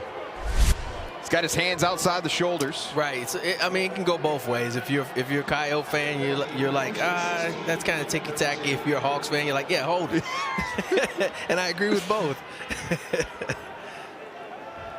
So they back it up now, first and 16, and Phillips back in the game at running back. Approaching 100 yards, skips forward to the 40-yard line, takes a big shot there from Lance Rucker, but a nice gain for Phillips to get the Coyotes back on schedule here. It'll be second and about 8. Yep, again, ability to find the lane, making some nice cutback moves, and then explode through it for positive yards. See there, just good vision. Again, we've said that several times today, but L.J. Phillips with that on display for the Coyotes. As he comes Phillips off a little, hobbled off. Yeah, that's obviously concerning if you're South Dakota, as much of the offense as he has handled here today. Pressure coming from North Dakota. Bauman looking over the top, finds Martins. And again, just found a spot in that coverage for North Dakota. Martins hauls it in. It's a first down in Fighting Hawks territory. Yeah, in this particular call, you can see the Hawks were in zone, and again, just able to find Martins coming all the way across the formation. He's able to kind of outrun the zone, get behind the linebackers, and make the catch for the first down. So that'll be the first catch of the day for Jack Martins, the senior out of Cumberland, Wisconsin. Over 1,000 yards in his career now. Achieved that milestone a couple of weeks back. Watkins gets another carry, tripped up inside the 40. Rucker was the one that tripped him up. He actually did a pretty good job getting back into the play. They see right there, he tried to run away from him. They had the tight end blocking him. He's able to stick his right arm out and trip up the runner, keep him to a minimal gain. So Fletcher now into the game as L.J. Phillips continues to be in the tent on the far side of the field for South Dakota. So something certainly worth monitoring as we go forward in this second half. Fake the handoff to Fletcher, rolling out. Here's Bauman, now turns it up, is going to run for it, takes a shot on the sideline. Flag comes in immediately. And that will be a 15-yard penalty against North Dakota. And they got to be careful they don't get anything extra to offset it over there on that particular sideline. Johnny Wilshire coming in with the huge lick, but clearly Bauman was already on the white when he took that shot. So Wilshire, a senior from Middletown, Delaware. After the play, personal foul, defense number 3. 15-yard penalty added to the end of the run. And an automatic first down. Let's see if you can see if Bauman does get to the sideline here. He stepped on the white before the hit, and if you're a defender, you know they're going to protect the quarterback in that situation. You just can't launch yourself like that. That is correct, and you know there have been times where the guy is maybe not quite yet on the white, but you look like he's running to him, and you take that shot. There he knew, like his foot had hit the ground, he smacked him. Yes, he was already in full run mode because he had committed, but you got to be careful there because you're giving up field position you don't need to do. Back to the Wildcat with Phillips, so that's good news for South Dakota, who keeps himself moving forward, spins for a yard or so.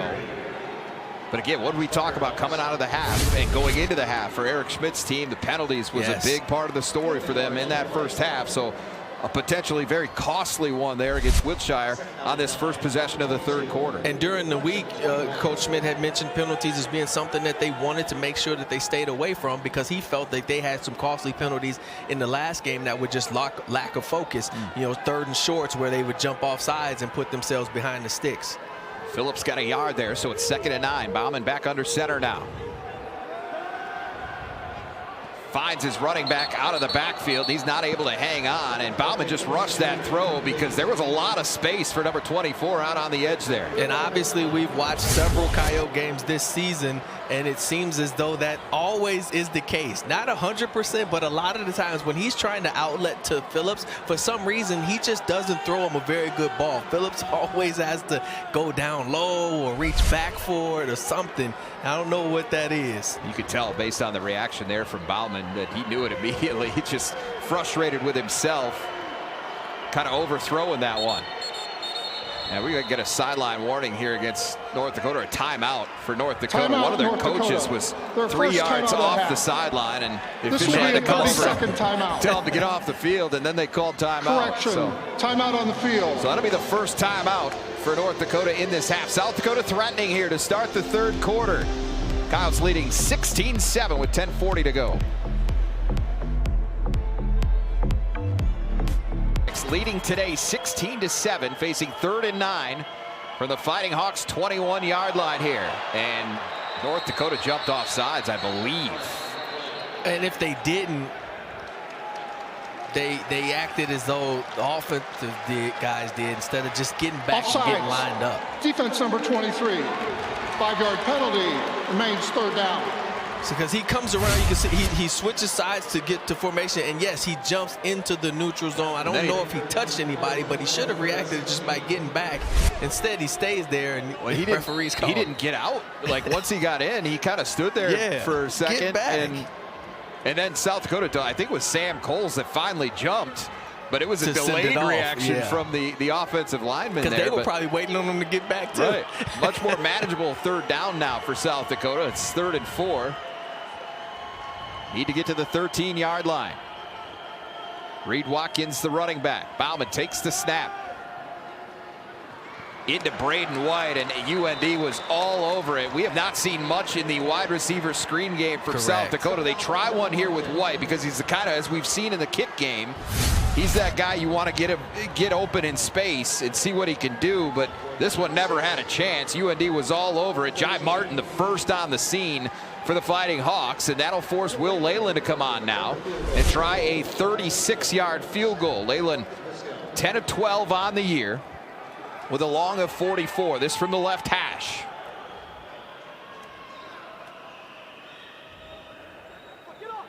Good snap, good hold. Leyland up and away, and it is good. So Leyland, with his 11th field goal of the season, stretches the lead to 12 here with 9:55 to go third quarter. 19-7 South Dakota. And those guys seem to be handling things pretty well so far today. The run game has been strong, and Sawyer Seidel is back deep along with Avery Scott. Awaiting the kick from Zeke Mata. Scott will take it at the goal line. Scott finds a little room off the right side. Great return here for Scott out across the 40-yard line. And that'll help Jerry Kaminsky and company a little bit. That will. Good field position to start. The kick game has been dominated so far by USD, so it's good for the Fighting Hawks there to get a good solid return here and see if that momentum can carry over to the offense. Sean Kostic, one of the guys that was retained by Eric Schmidt, the longtime special teams coordinator for the Fighting Hawks, has done a tremendous job over the years. That's always a strength of the Fighting Hawks. Kostic, of course, has a lot to do with that. And his group gives Kaminsky the football for the first time in the third quarter at their own 40-yard line to start. Strandell, the man in motion. Kaminsky keeps it. Chased down from behind. That'll be Caden Crawford on the stop, but a gain of 6 for Kaminsky. Yep, Kaminsky again using those legs on that zone read. He does a really good job of holding it in there to the last second and then pulling to get those positive yards. I've been fooled a couple times today. Well, you've got to have a tailback that's on the same page with you if you're going to wait that long, right? And not try to run with the football before it's really theirs to have. And Seidel and Kaminsky certainly seem to have that together. Kaminsky tries to turn the shoulders upfield, now sprints toward the sideline and ushered out of bounds right about midfield. There is a flag back in the secondary, sitting at about the 42-yard line of South Dakota. It's going to be a penalty against the Coyote defense. Yeah, Dewan Lewis, I think, held the tight end on the release there. Yeah, Aiden Beheimer was downfield, and those two were jawing a little bit after the play. So Holding, defense number 2. 10-yard penalty added to the end of the run, and an automatic first down. So they add that to the end of the run from Kaminsky, who had already picked up the first down. You can see number 2 working on Beheimer, and yep, not much doubt about it. Got a full handful of shoulder, the jersey of Beheimer there, and that'll draw a flag very quickly. Takes it down to the 41 of South Dakota. Corey Ty in motion. He'll get it on the jet sweep, trying to get the edge, turns it upfield. Ty has a first down, or just shy of a first down, I should say, at the 32-yard line. Saw a little burst there to number 15, though. Great blocking on the edge here. You see everybody has a hat, white jersey on red jersey, and created just enough space for him to get upfield fast and almost get the first down. Ty, a sophomore out of Glen Ellen, Illinois, heads to the sideline, takes a break. Kaminsky keeps it himself, finds some room on the right side. He's going to be cut down by Stewart on the far side. But a first down carry to the 29 of South Dakota, gain of 3 yards. Very efficient drive so far put together here by the Hawks with both run and short passes, but mainly the run game where they're able to pick up 4 or 5 yards per run, set up by some great blocking up front.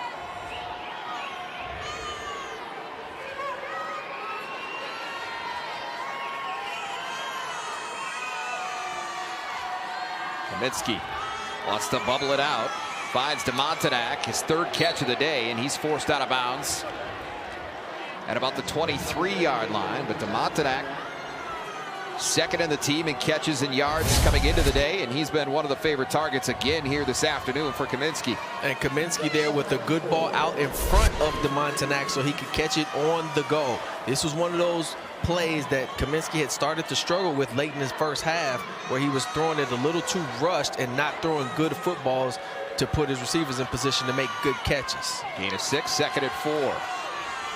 Seidel. Nowhere to go that time as the football out. South Dakota has the football. Dewan Lewis picks it up. Lewis inside the 30 to the 15, 10, 5. Touchdown, South Dakota. And almost got caught there showboating a little bit, taking his foot off the gas before he got to the end zone, but clearly must have been a fumble. On the field. It's a fumble by the offense. Recovery by the defense, return for a touchdown. You see Seidel get into the scrum, and the student section actually erupts here at the Dakota Dome, and it's kind of like, well, what's going on? The ball's out. There's no doubt about that.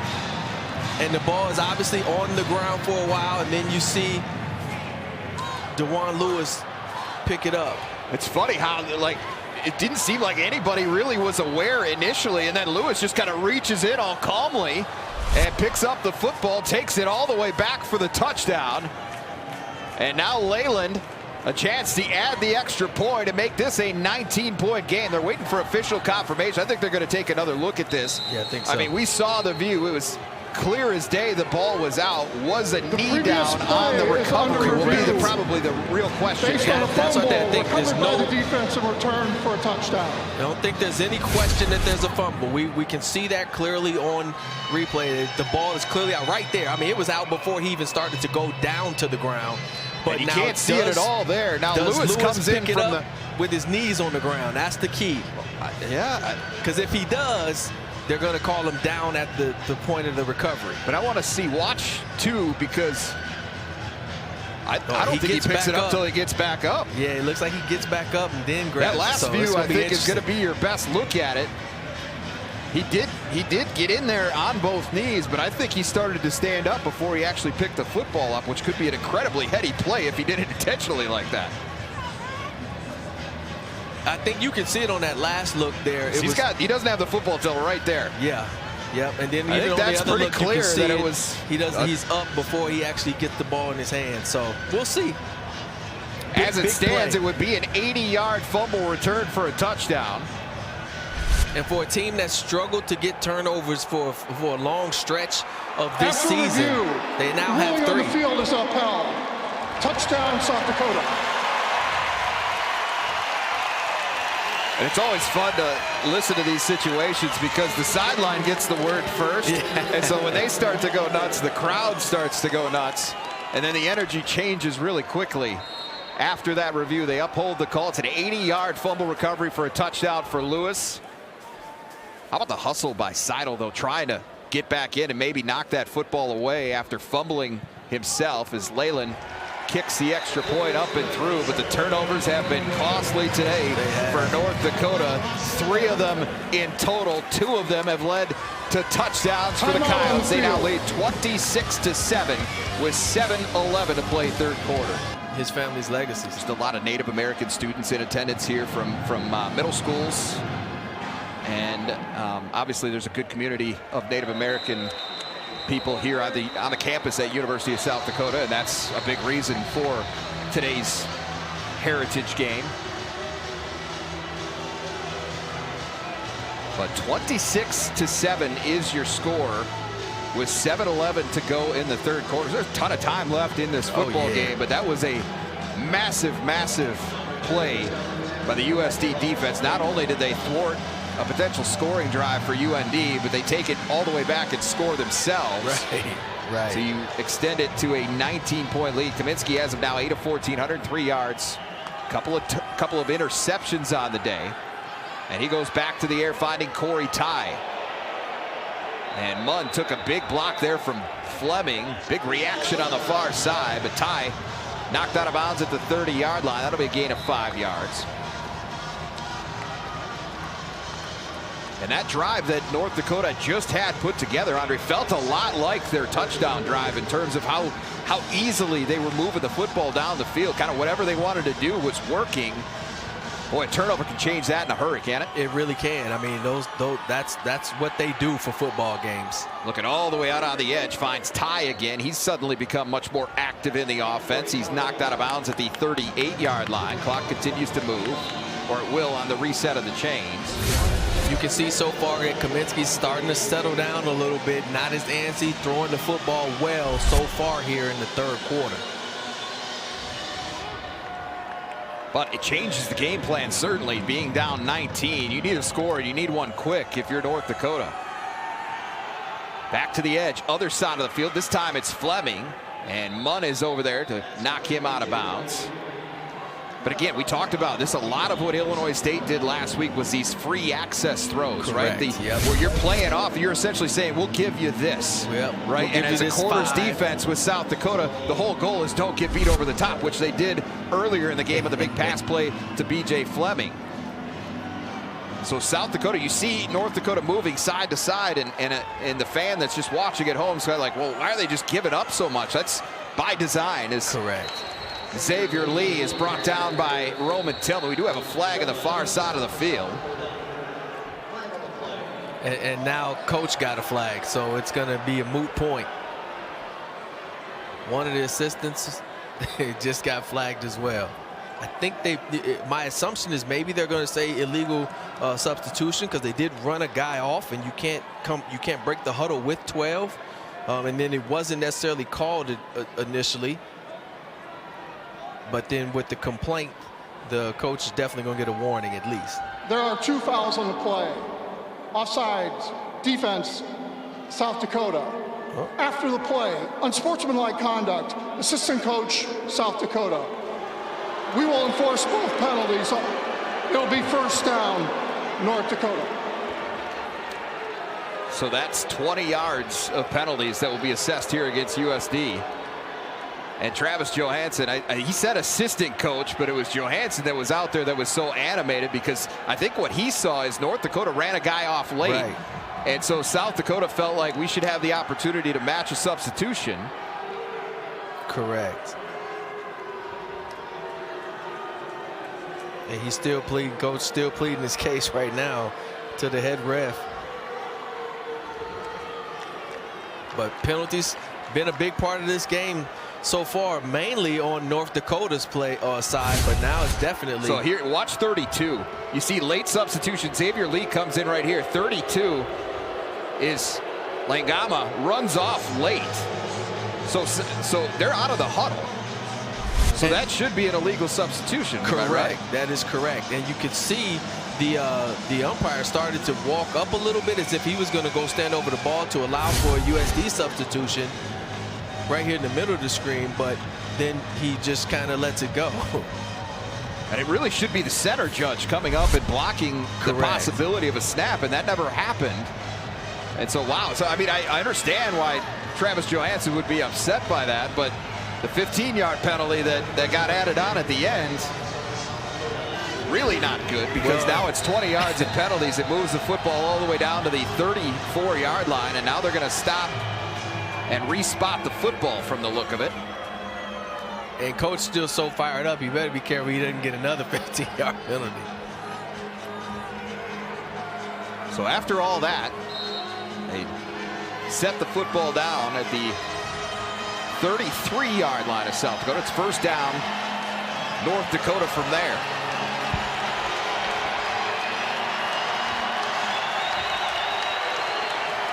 Xavier Lee, or excuse, Langama gets the carry, and boy, you see the elusiveness that young man possesses. You see very quickly what they like about the 5'9", 195-pound freshman from Maple Grove, Minnesota. He's going to be tough to bring down. Yeah, he got the body of a Valley back, and you see he got the shiftiness too there as he makes the cornerback whiff on the tackle. Got a similar build to L.J. Phillips. He does. Right back to Langama, and he's going to be stood up by Chris Dixon. Yard and a half short of the first down marker. Down to the 25. Under 5 minutes to play, third quarter.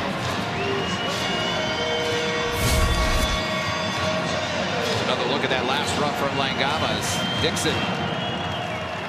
And Niall Dickel's been very active. Saw him in there helping out on the stop again. 3rd and 2. Kaminsky gives it off. Langama met right at the line by Gabe Hardman, who throws him forward. And I think they got enough for the first down. And Hardman quickly up off the field. Yeah, not sure if something obviously happened, loss of contact, something the way he sprinted off. But yeah, good hit in the hole, but Langama with good leg drive. Look at that, just able to still fall forward. That's what we said good backs do, and he gets the first down. To the 22-yard line, Hardman out of the game. They fake that, and it over the top.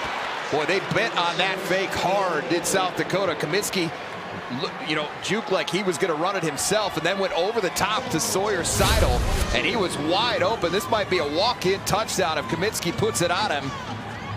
But that's been the struggle today. He hasn't been putting it on a whole lot of guys. Exactly, and he had started off the quarter doing a very good job of that, but then on that particular one got a little bit excited, I think, because of how open Seidel was, and as you said, would have easily walked in, but puts it too high.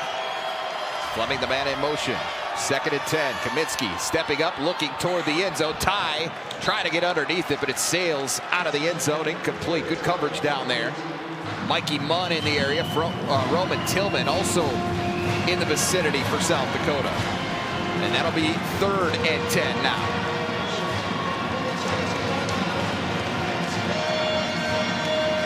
Gabe Hardman back onto the field in place of Wade Abrams. Big down here. Did you expect them to maybe kick it if they don't get it? Keep it on the ground with Seidel. Seidel trying to get forward, and he's going to be a couple yards short of the first down. Just inside the 15-yard line, and now we've got more flags after the play again. 4 or 5 flags. Everybody throwing flags down there. Yeah, and you know, I think what's going to happen here too, which is going to sound unfortunate, is that DeJuan Lewis is going to get the flag because he was flailing around down there and kind of kicking and moving. But I think, you know, from the way he stopped and laid down, it was maybe because he was hurt. But they were throwing the flags anyway because of his movements.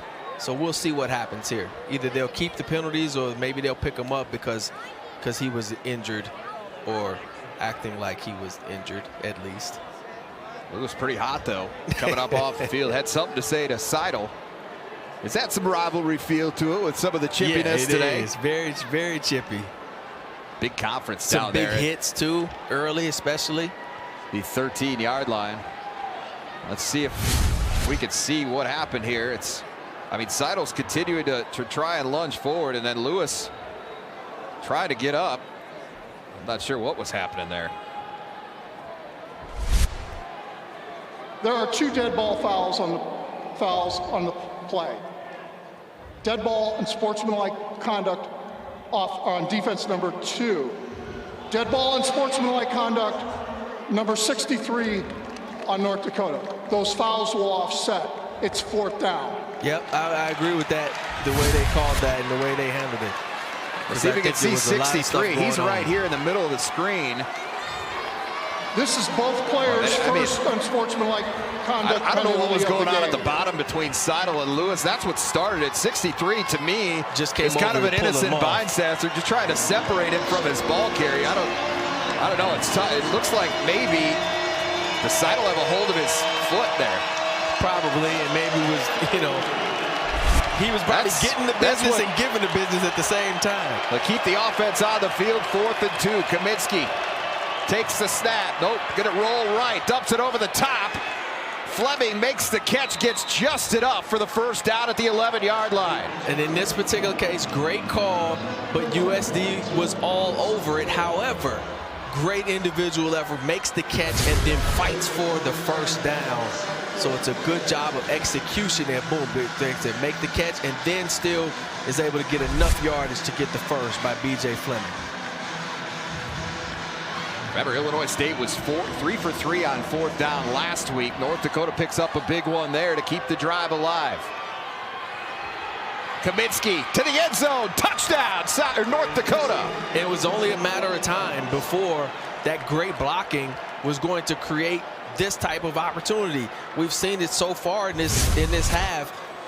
The green helmets just putting bodies on bodies in space. The receivers, the tight ends, the running back, getting to the linebackers and the DBs and making good solid blocks that allows Kaminsky to essentially walk in for the Hawks touchdown. The 6th rushing touchdown of the season for Jerry Kaminsky. And now Ken Loffman on for the extra point, and flags before the snap. We have seen a lot of laundry today. We really have. It's becoming a thing in this game.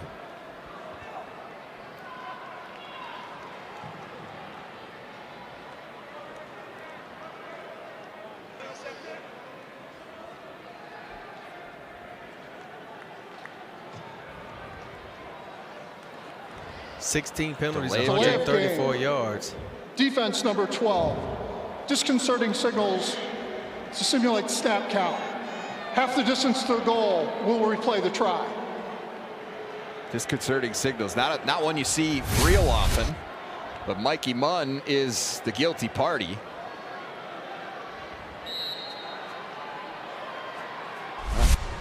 It's tough to. Must have said Hut, something like that.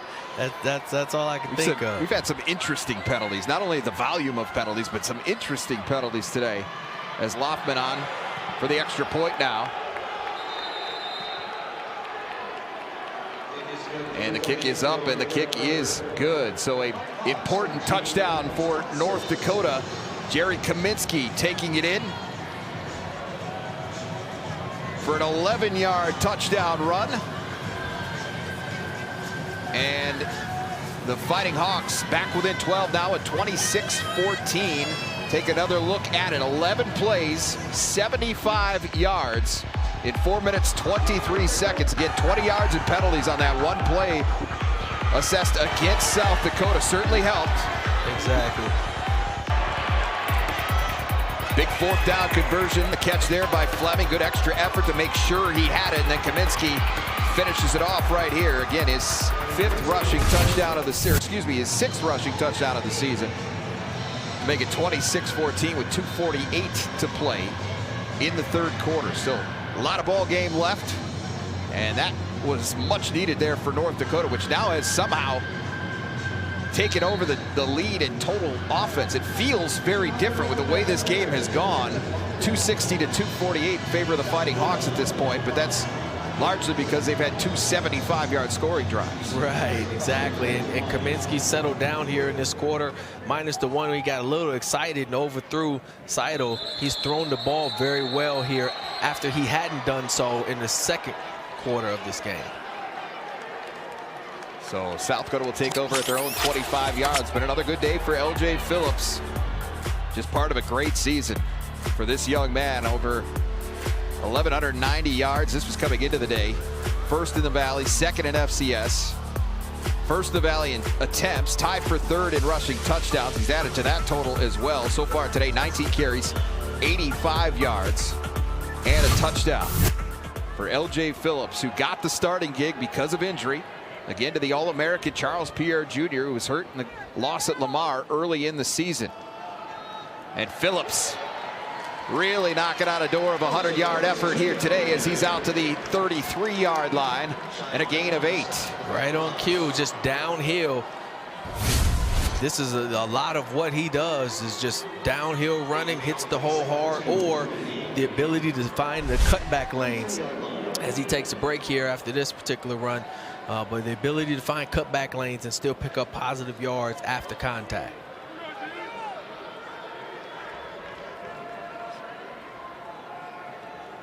So Bauman with Carson Fletcher, the deep man, in the pistol formation. Youngster gets the football left side and goes, and Fletcher steps out of a tackle, still moving forward, got another yard or two because of it.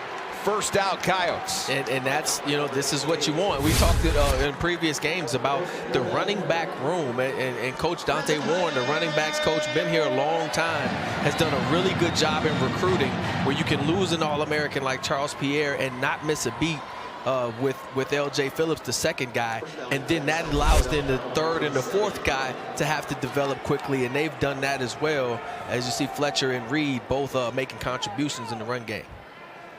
Ball to the 37-yard line. Phillips and Fletcher both in the game now. Fake the give to Phillips, and now Rucker brings down Bauman, the third sack of the day for North Dakota. And, you know, Bauman hadn't been sacked a ton, but North Dakota's doing a good job with that stand-up linebacker slash D-end, that hybrid position that they have in their 4-2-5 defense. Rucker just bending the corner and not giving up until he gets Bauman on the ground. Beat Brendan Crisp, who's out there in place of Elmarian Krim, the starting left tackle. Not sure what happened to Krim, but Crisp beat that time. It's a loss of 5 yards and second and 15. Now Fletcher being called across the formation by Bauman. They didn't get that play off, but they let him go anyway. Martins makes the catch, spins forward, back to the original line of scrimmage at the 37-yard line on what could be the final play of the third quarter.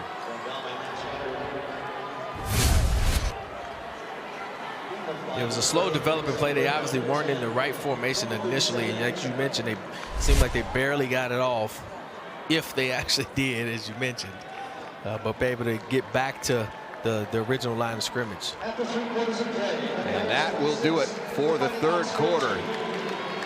45 minutes in, 15 to go here in Vermillion. The 103rd meeting all time between North Dakota and South Dakota. 26-14 Coyotes after 3. It's for USD. Yep, that's it. That's the difference in your score right there. Those 3 turnovers. And if you're the Hawks, that's what you're telling them is like, hey, keep the ball, keep doing what we're doing, but don't turn it over and don't get penalties.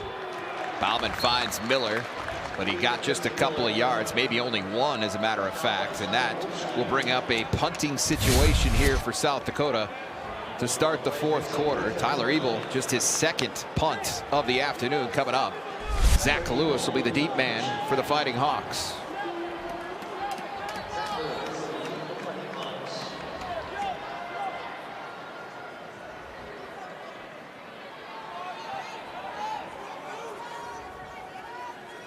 Ebel averaging Over 45 yards per punt so far this season. You know they'd love to see one of those bombs right now. It's going to be a high kick. Lewis underneath it, does not call fair catch. Good blocking. Lewis has some room. Lewis finally stood up at the 40-yard line. Great return from Lewis, and a much better field position situation for Jerry Kaminsky and the Fighting Hawks as they get set to take over with 14:05 to play. A couple of good returns today. One in kick return, now one in punt return for the Fighting Hawks. And granted, there's been penalties, but you can't say enough about how well there's been blocking in space. As you see there, you just see hats on hats, the white jerseys on a red jersey, and they're just creating enough space for the runners to have free lanes. North Dakota's moved the football very effectively in this second half when they've had it. Sawyer Seidel. Hole plugs up quickly, and Seidel brought down after a gain of just a couple. You see the officials talking to Lewis, who had something to say to Seidel after that tackle. He hasn't forgotten about what happened a little bit ago. Yeah, apparently. like you mentioned, that's rivalry action right there. You can tell that there's some tension going on in this ball game right from the start. Gain of 2, 2nd and 8. Kaminsky, short drop. Looking over the middle, finds Ty. Ty into USD territory. Tackled down by Nate Ewell. Gabe Hardman was in the area as well. They'll give him the 44-yard line to the Coyotes. But North Dakota's moved the football very well here in the second half, Andre, and they're moving it again now. He's throwing the ball well. He went to the halftime and got it figured out. And like I say, he's been throwing the ball well this second half. Even with a little bit of pressure, he's still been able to put the ball into the spot where the receiver can make the catch safely. Kaminsky checks with the sideline. Now ready to go on 1st and 10. Pitches right. Here goes Seidel. Turning it up. Nowhere to go. Matt Walsh, who had the interception just before the half, gets him down at the 41-yard line. Limits that to a 3-yard gain. Yeah, and Dixon too, coming down the line of scrimmage from his defensive tackle position, able to lay a little lumber. That's a real big man versus a little man. Gonna look at Matt Walsh, who's waited for his opportunity and certainly seized it here in his senior season. Cedar out of Evergreen Park, Illinois. Seidel turns it upfield, has some blocking. Seidel into the open space, through a tackle, into the end zone, touchdown, North Dakota. And got into the hole. We mentioned it. He's a little guy, and he's fast. So when he gets into the hole with some space, he's gonna burst through. He gets to the second level, and then you can see some of the power in the legs, the ability to make guys miss tackles. Get a missed tackle right there, and keeps his balance and gets into the end zone. A lot of ball game left here, folks. Brand new ball game. He stepped through with what? 3-4 tackles on that particular play. Did Sawyer Seidel, his second rushing touchdown of the day. And it's a big one because it makes it a 1-score game regardless of the extra point from Loftman. But he gets it up and through, and it's 26-21. 12:07 to play here at the Dakota Dome. The Fighting Hawks right back in it on the road. They had a shorter field to work with, but they did all that in less than 3 minutes coming off the clock. And so that's excellent news if you're Eric Schmidt and UND. Absolutely. Get back into rhythm and do it quickly. Coyotes let this kickoff sail into the end zone, and they'll bring it out to the 25 and start with it there when we come back. Again, 26-21, Coyotes on top. Sports, Aiden Bauman and company leading the football Fighting Hawks, 26-21 with 12:07 to go. Coyotes take over 1st and 10 at their own 25-yard line. Going to get a face mask call here against North Dakota, I believe, as LJ Phillips lunges out to the 30-yard line.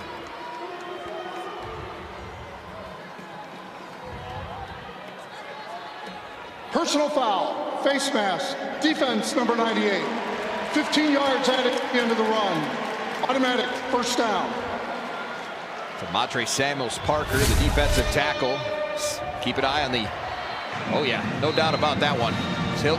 Phillips had ripped all the way around on that as Samuels Parker was just trying to fight through a block to slow down the Coyote running back, but Coyotes will take that 15 yards right now and move it out to the 45-yard line. 1st and 10 there. Phillips now 2 yards shy of a 100-yard effort. Bauman back to pass, taking a shot. Oh boy, blew it. I don't think there's much doubt about that one. Yeah, and you know, this is actually a good penalty. Yes, right? By that young man. He was clearly beat, and he just reaches out and tackles him, save the 7, and take the 15 yards.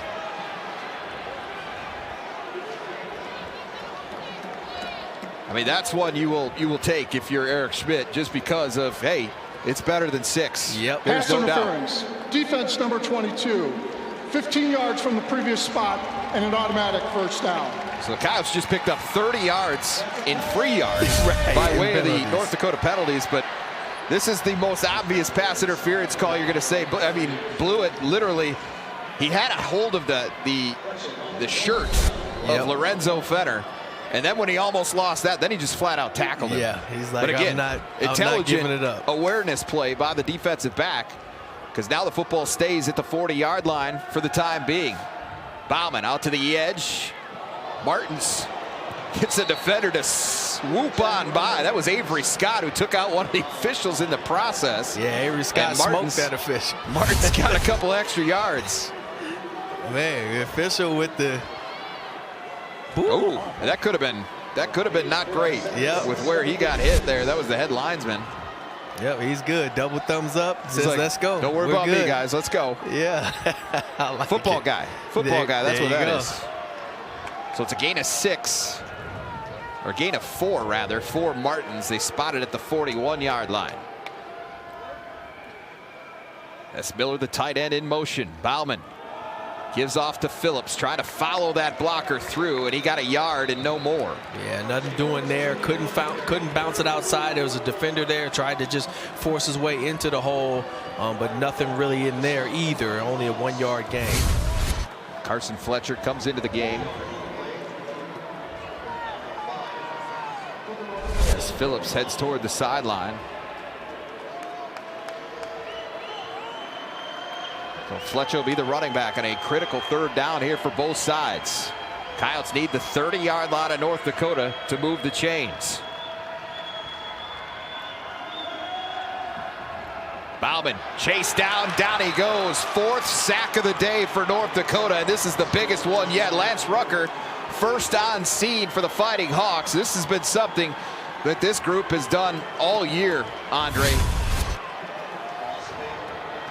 They get to the quarterback. Came into the day with 23 sacks on the season. They're up to 27 now. They're 10th best in the FCS, at least coming into the day.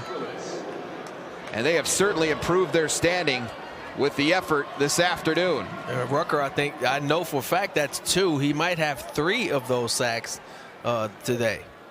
So now big kick here from Tyler Ebel, end over end. A couple of people got together there, and a flag comes in. It'll be interesting to see. Lewis, is he going to get called for something here, because that ball was going over, and then he made contact with the defender, and the defender went down.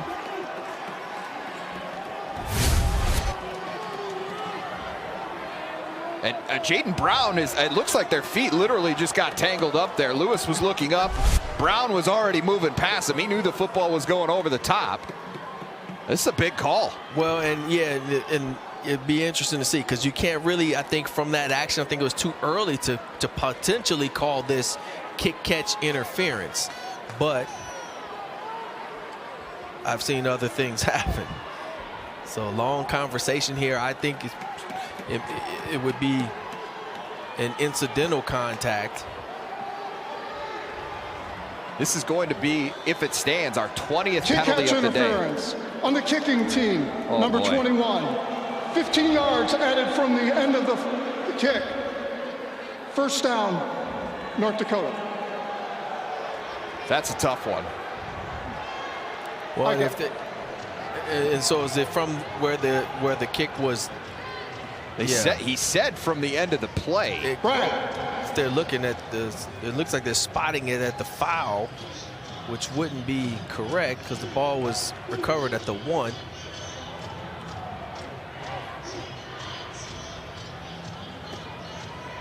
North Dakota's hoping that they can get a re-kick. So they're enforcing it from where the contact was made, yep. Not the end of the play. But it's a 15-yard penalty, so instead of being way back at their own end, North Dakota has a little bit more breathing room here out to the 26-yard line. Again, the 20th penalty that has been assessed on the day, 10 on each side. That's crazy.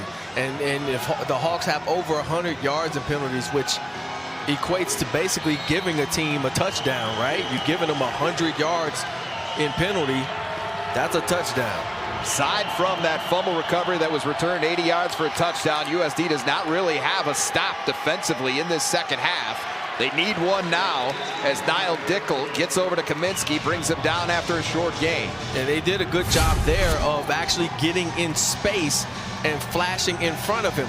So far in this second half, North Dakota has done a great job of having everybody blocked, and in that particular case, there were some free players from the Yotes that were in his face, and then, of course, able to get him down. Low snap, Seidel gets the carry, falls forward out to about the 30-yard line. It'll be third and medium for the Fighting Hawks. The clock continues to tick down around 9 minutes to play in the ball game. Again, just a good job of USD getting free bodies into the gaps and giving the runners nowhere to go. Prior to this series, we really hadn't seen a lot of that. We've seen a lot of North Dakota with great blocking, creating lanes for their runners. North Dakota facing 3rd and 6. They're 4 of 7 on 3rd down so far today. Kaminsky back to pass. Pressure coming from Crawford. Wide open along the edge. That's Mason South, the tight end. Bounces off a tackler, and South is all the way out to midfield. And as a former defensive player and defensive coach, it just really angers me to see Matt Walsh come up and lay the hit and not wrap up.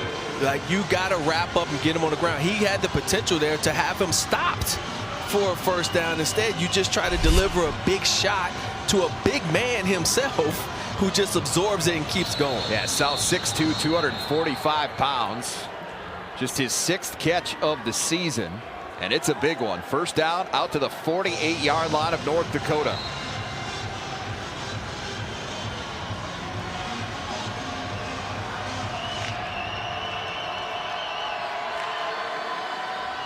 Seidel tripped up just across midfield.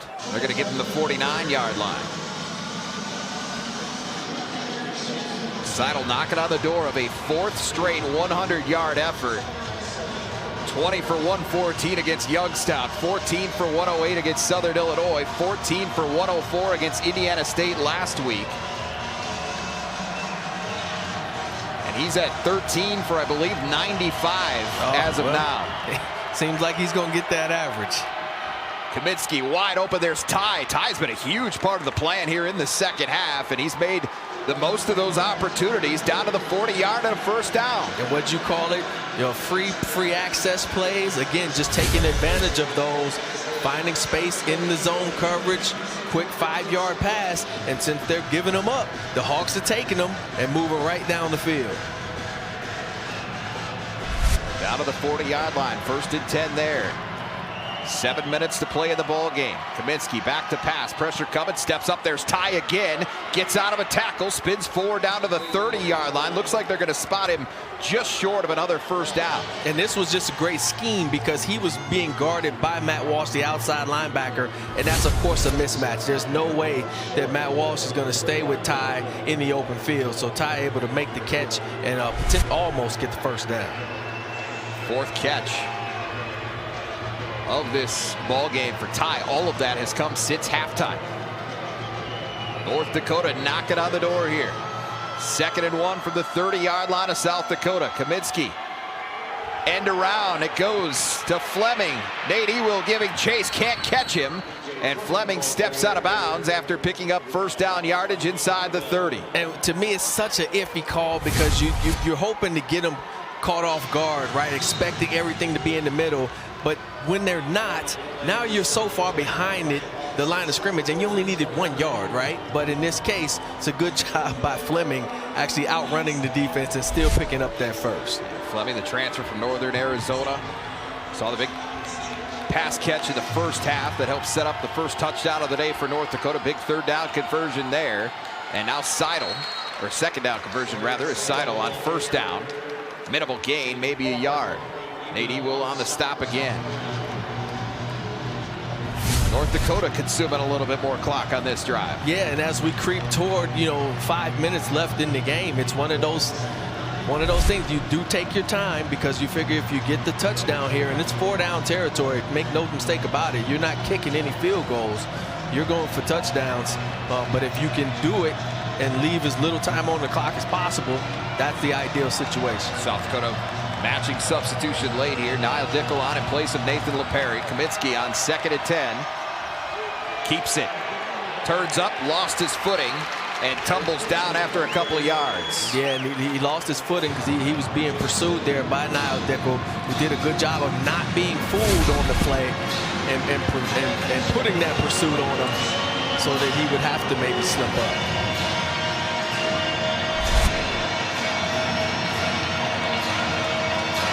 Another big third down here. North Dakota needs the 19 of South Dakota. Kaminsky back to pass. Looking over the middle. South is there, but what a play by Gabe Hartman to break it up.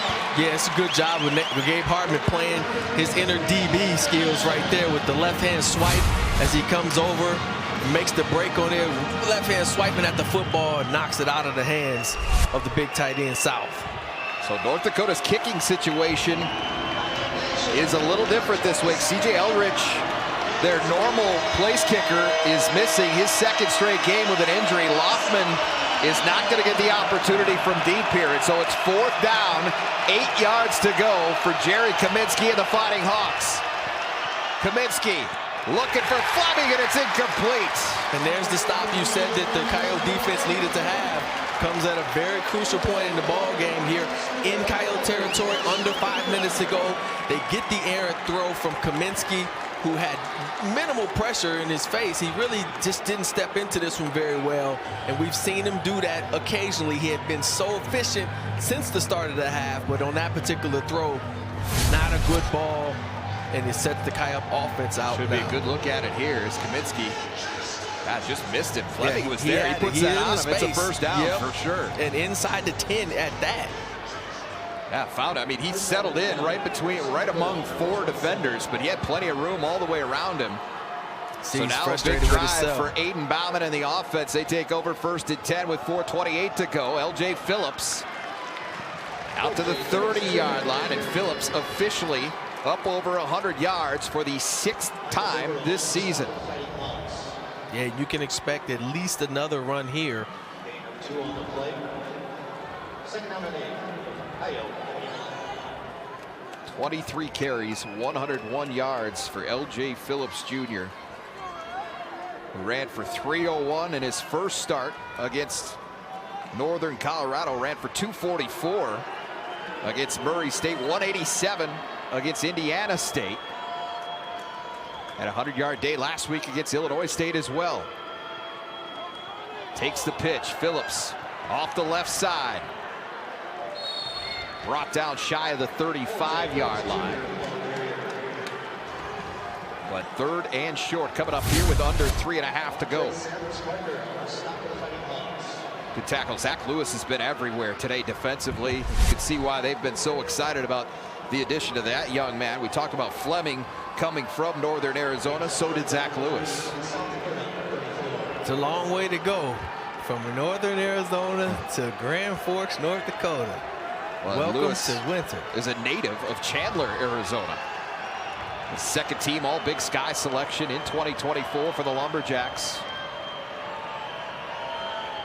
3rd and 3. Bauman drops it off. Phillips needs the first down. He's got it. I believe he's got it. They're going to call him a little short. They're actually going to say he's short. Yep. Yeah, you're right. I thought when he got forward, he got enough.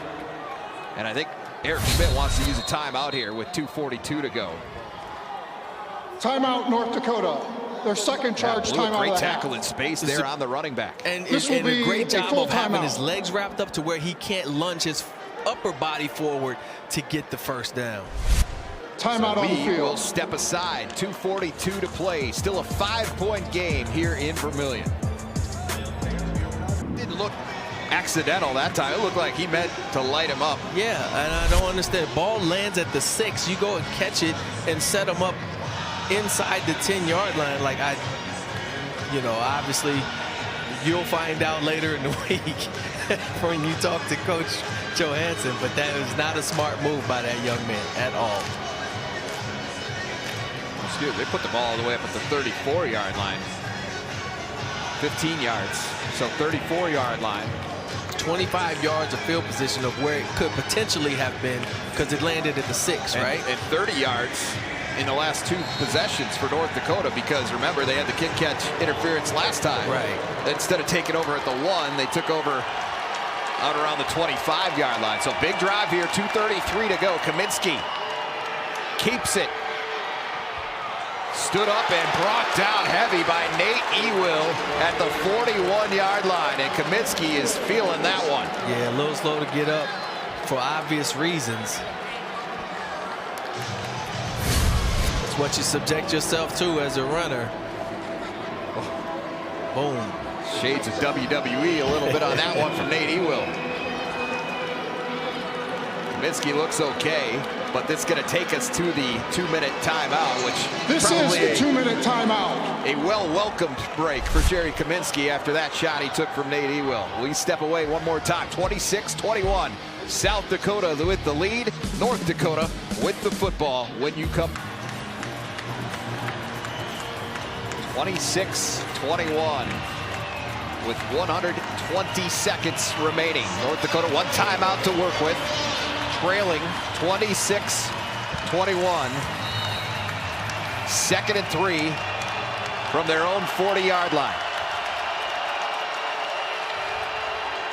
Up the middle it goes. Seidel falls forward. They're going to mark him well shy of the first down. I thought with the fall he might maybe get another yard, but they're going to say it's more like the 42.5-yard line, so it'll still be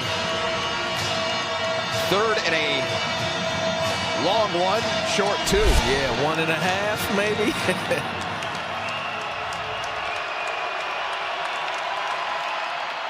Kaminsky keeps it, finds some room, runs out of bounds just across, or right at midfield, I should say. That stops the clock with 1:27 remaining.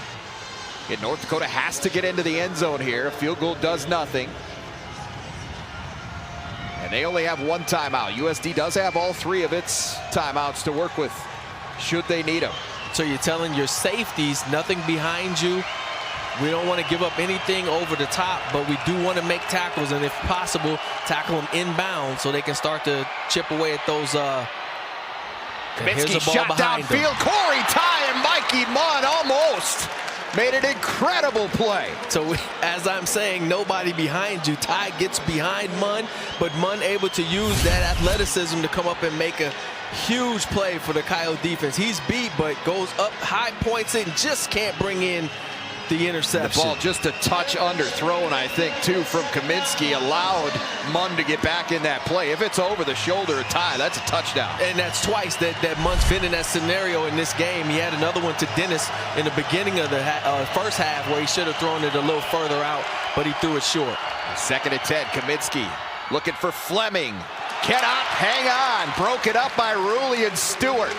Good job by Stewart, just continuing to fight. Yeah, Fleming did not have possession. He was bobbling it. It got into his hands, but because Stewart was swiping and pulling and grabbing, he couldn't corral the catch all the way through the ground. Obviously 4-down territory regardless, but it's 3rd and 10.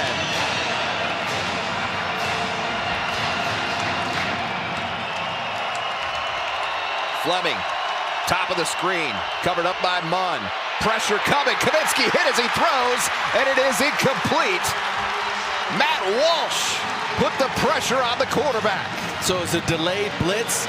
He comes from his depth. He comes from the linebacker position. So he didn't creep up to the line and show like he was blitzing. And then he started from his linebacker position, takes off late. And that's why Kaminsky had no idea he was coming up behind him. So this could be the ball game right here. 4th and 10 for North Dakota. They've got to get to the 40-yard line of South Dakota. Obviously, South Dakota's going to be in a zone on the back end, but do they bring extra pressure up front? They do. Kaminsky looking over the top. Fleming is there. Good coverage by Stewart, and the pass is incomplete. That's a turnover on downs. And even if it had been some hands, because I know the Fighting Hawk fans are probably saying, well, where's the penalty there? He had run himself out of bounds. The referee throws his hat, which indicates that the receiver ran out of bounds, meaning he could not have even been the first person to come back in and touch it. So it would have been a moot point. Takes him out of the play entirely at that point, yeah. But good coverage there by Rulli and Stewart, who had the pick back in the first half. Coyotes weren't able to turn that into points. But one of his best days in a Coyote uniform for sure, and Aiden Bauman and company come out in victory formation. North Dakota has one timeout, but it looks like Eric Schmidt is going to keep it in his pocket. Or you wait after third down and burn it, but Coyotes aren't going to need that because the play clock allows them to run this thing out. And Bauman going to milk it for all he can here. Takes a knee, and that should be enough. Yep. Eric Schmidt makes his way over across the field to meet Travis Johansson, and South Dakota has far and away the biggest win of his tenure here as head coach. 26-21 over the number 8 team in the country. Yeah, and it's a big win if you're the Coyotes. We mentioned in the pregame that this is a playoff game, playoffs, you know, for the Coyotes in order to keep their playoff hopes alive. And so to win against a top 10 opponent and do it in the fashion that you did as it gets a little chippy. We mentioned this is a big rivalry. And you just hope the guys aren't stupid enough to make some kind of mistake that'll affect them next week. But huge win for Travis Johansson and the Coyotes getting this one today, keeping their playoff hopes alive. Yeah, both of these teams, huge games next week, playing their intra-state rivals. North Dakota hosting North Dakota State. South Dakota will host South Dakota State here in Vermillion. But today it was all about the Coyotes and the Fighting Hawks. And South Dakota gets a big win here at home. 26-21 is the final. We'll hear from the Coyotes when we come back.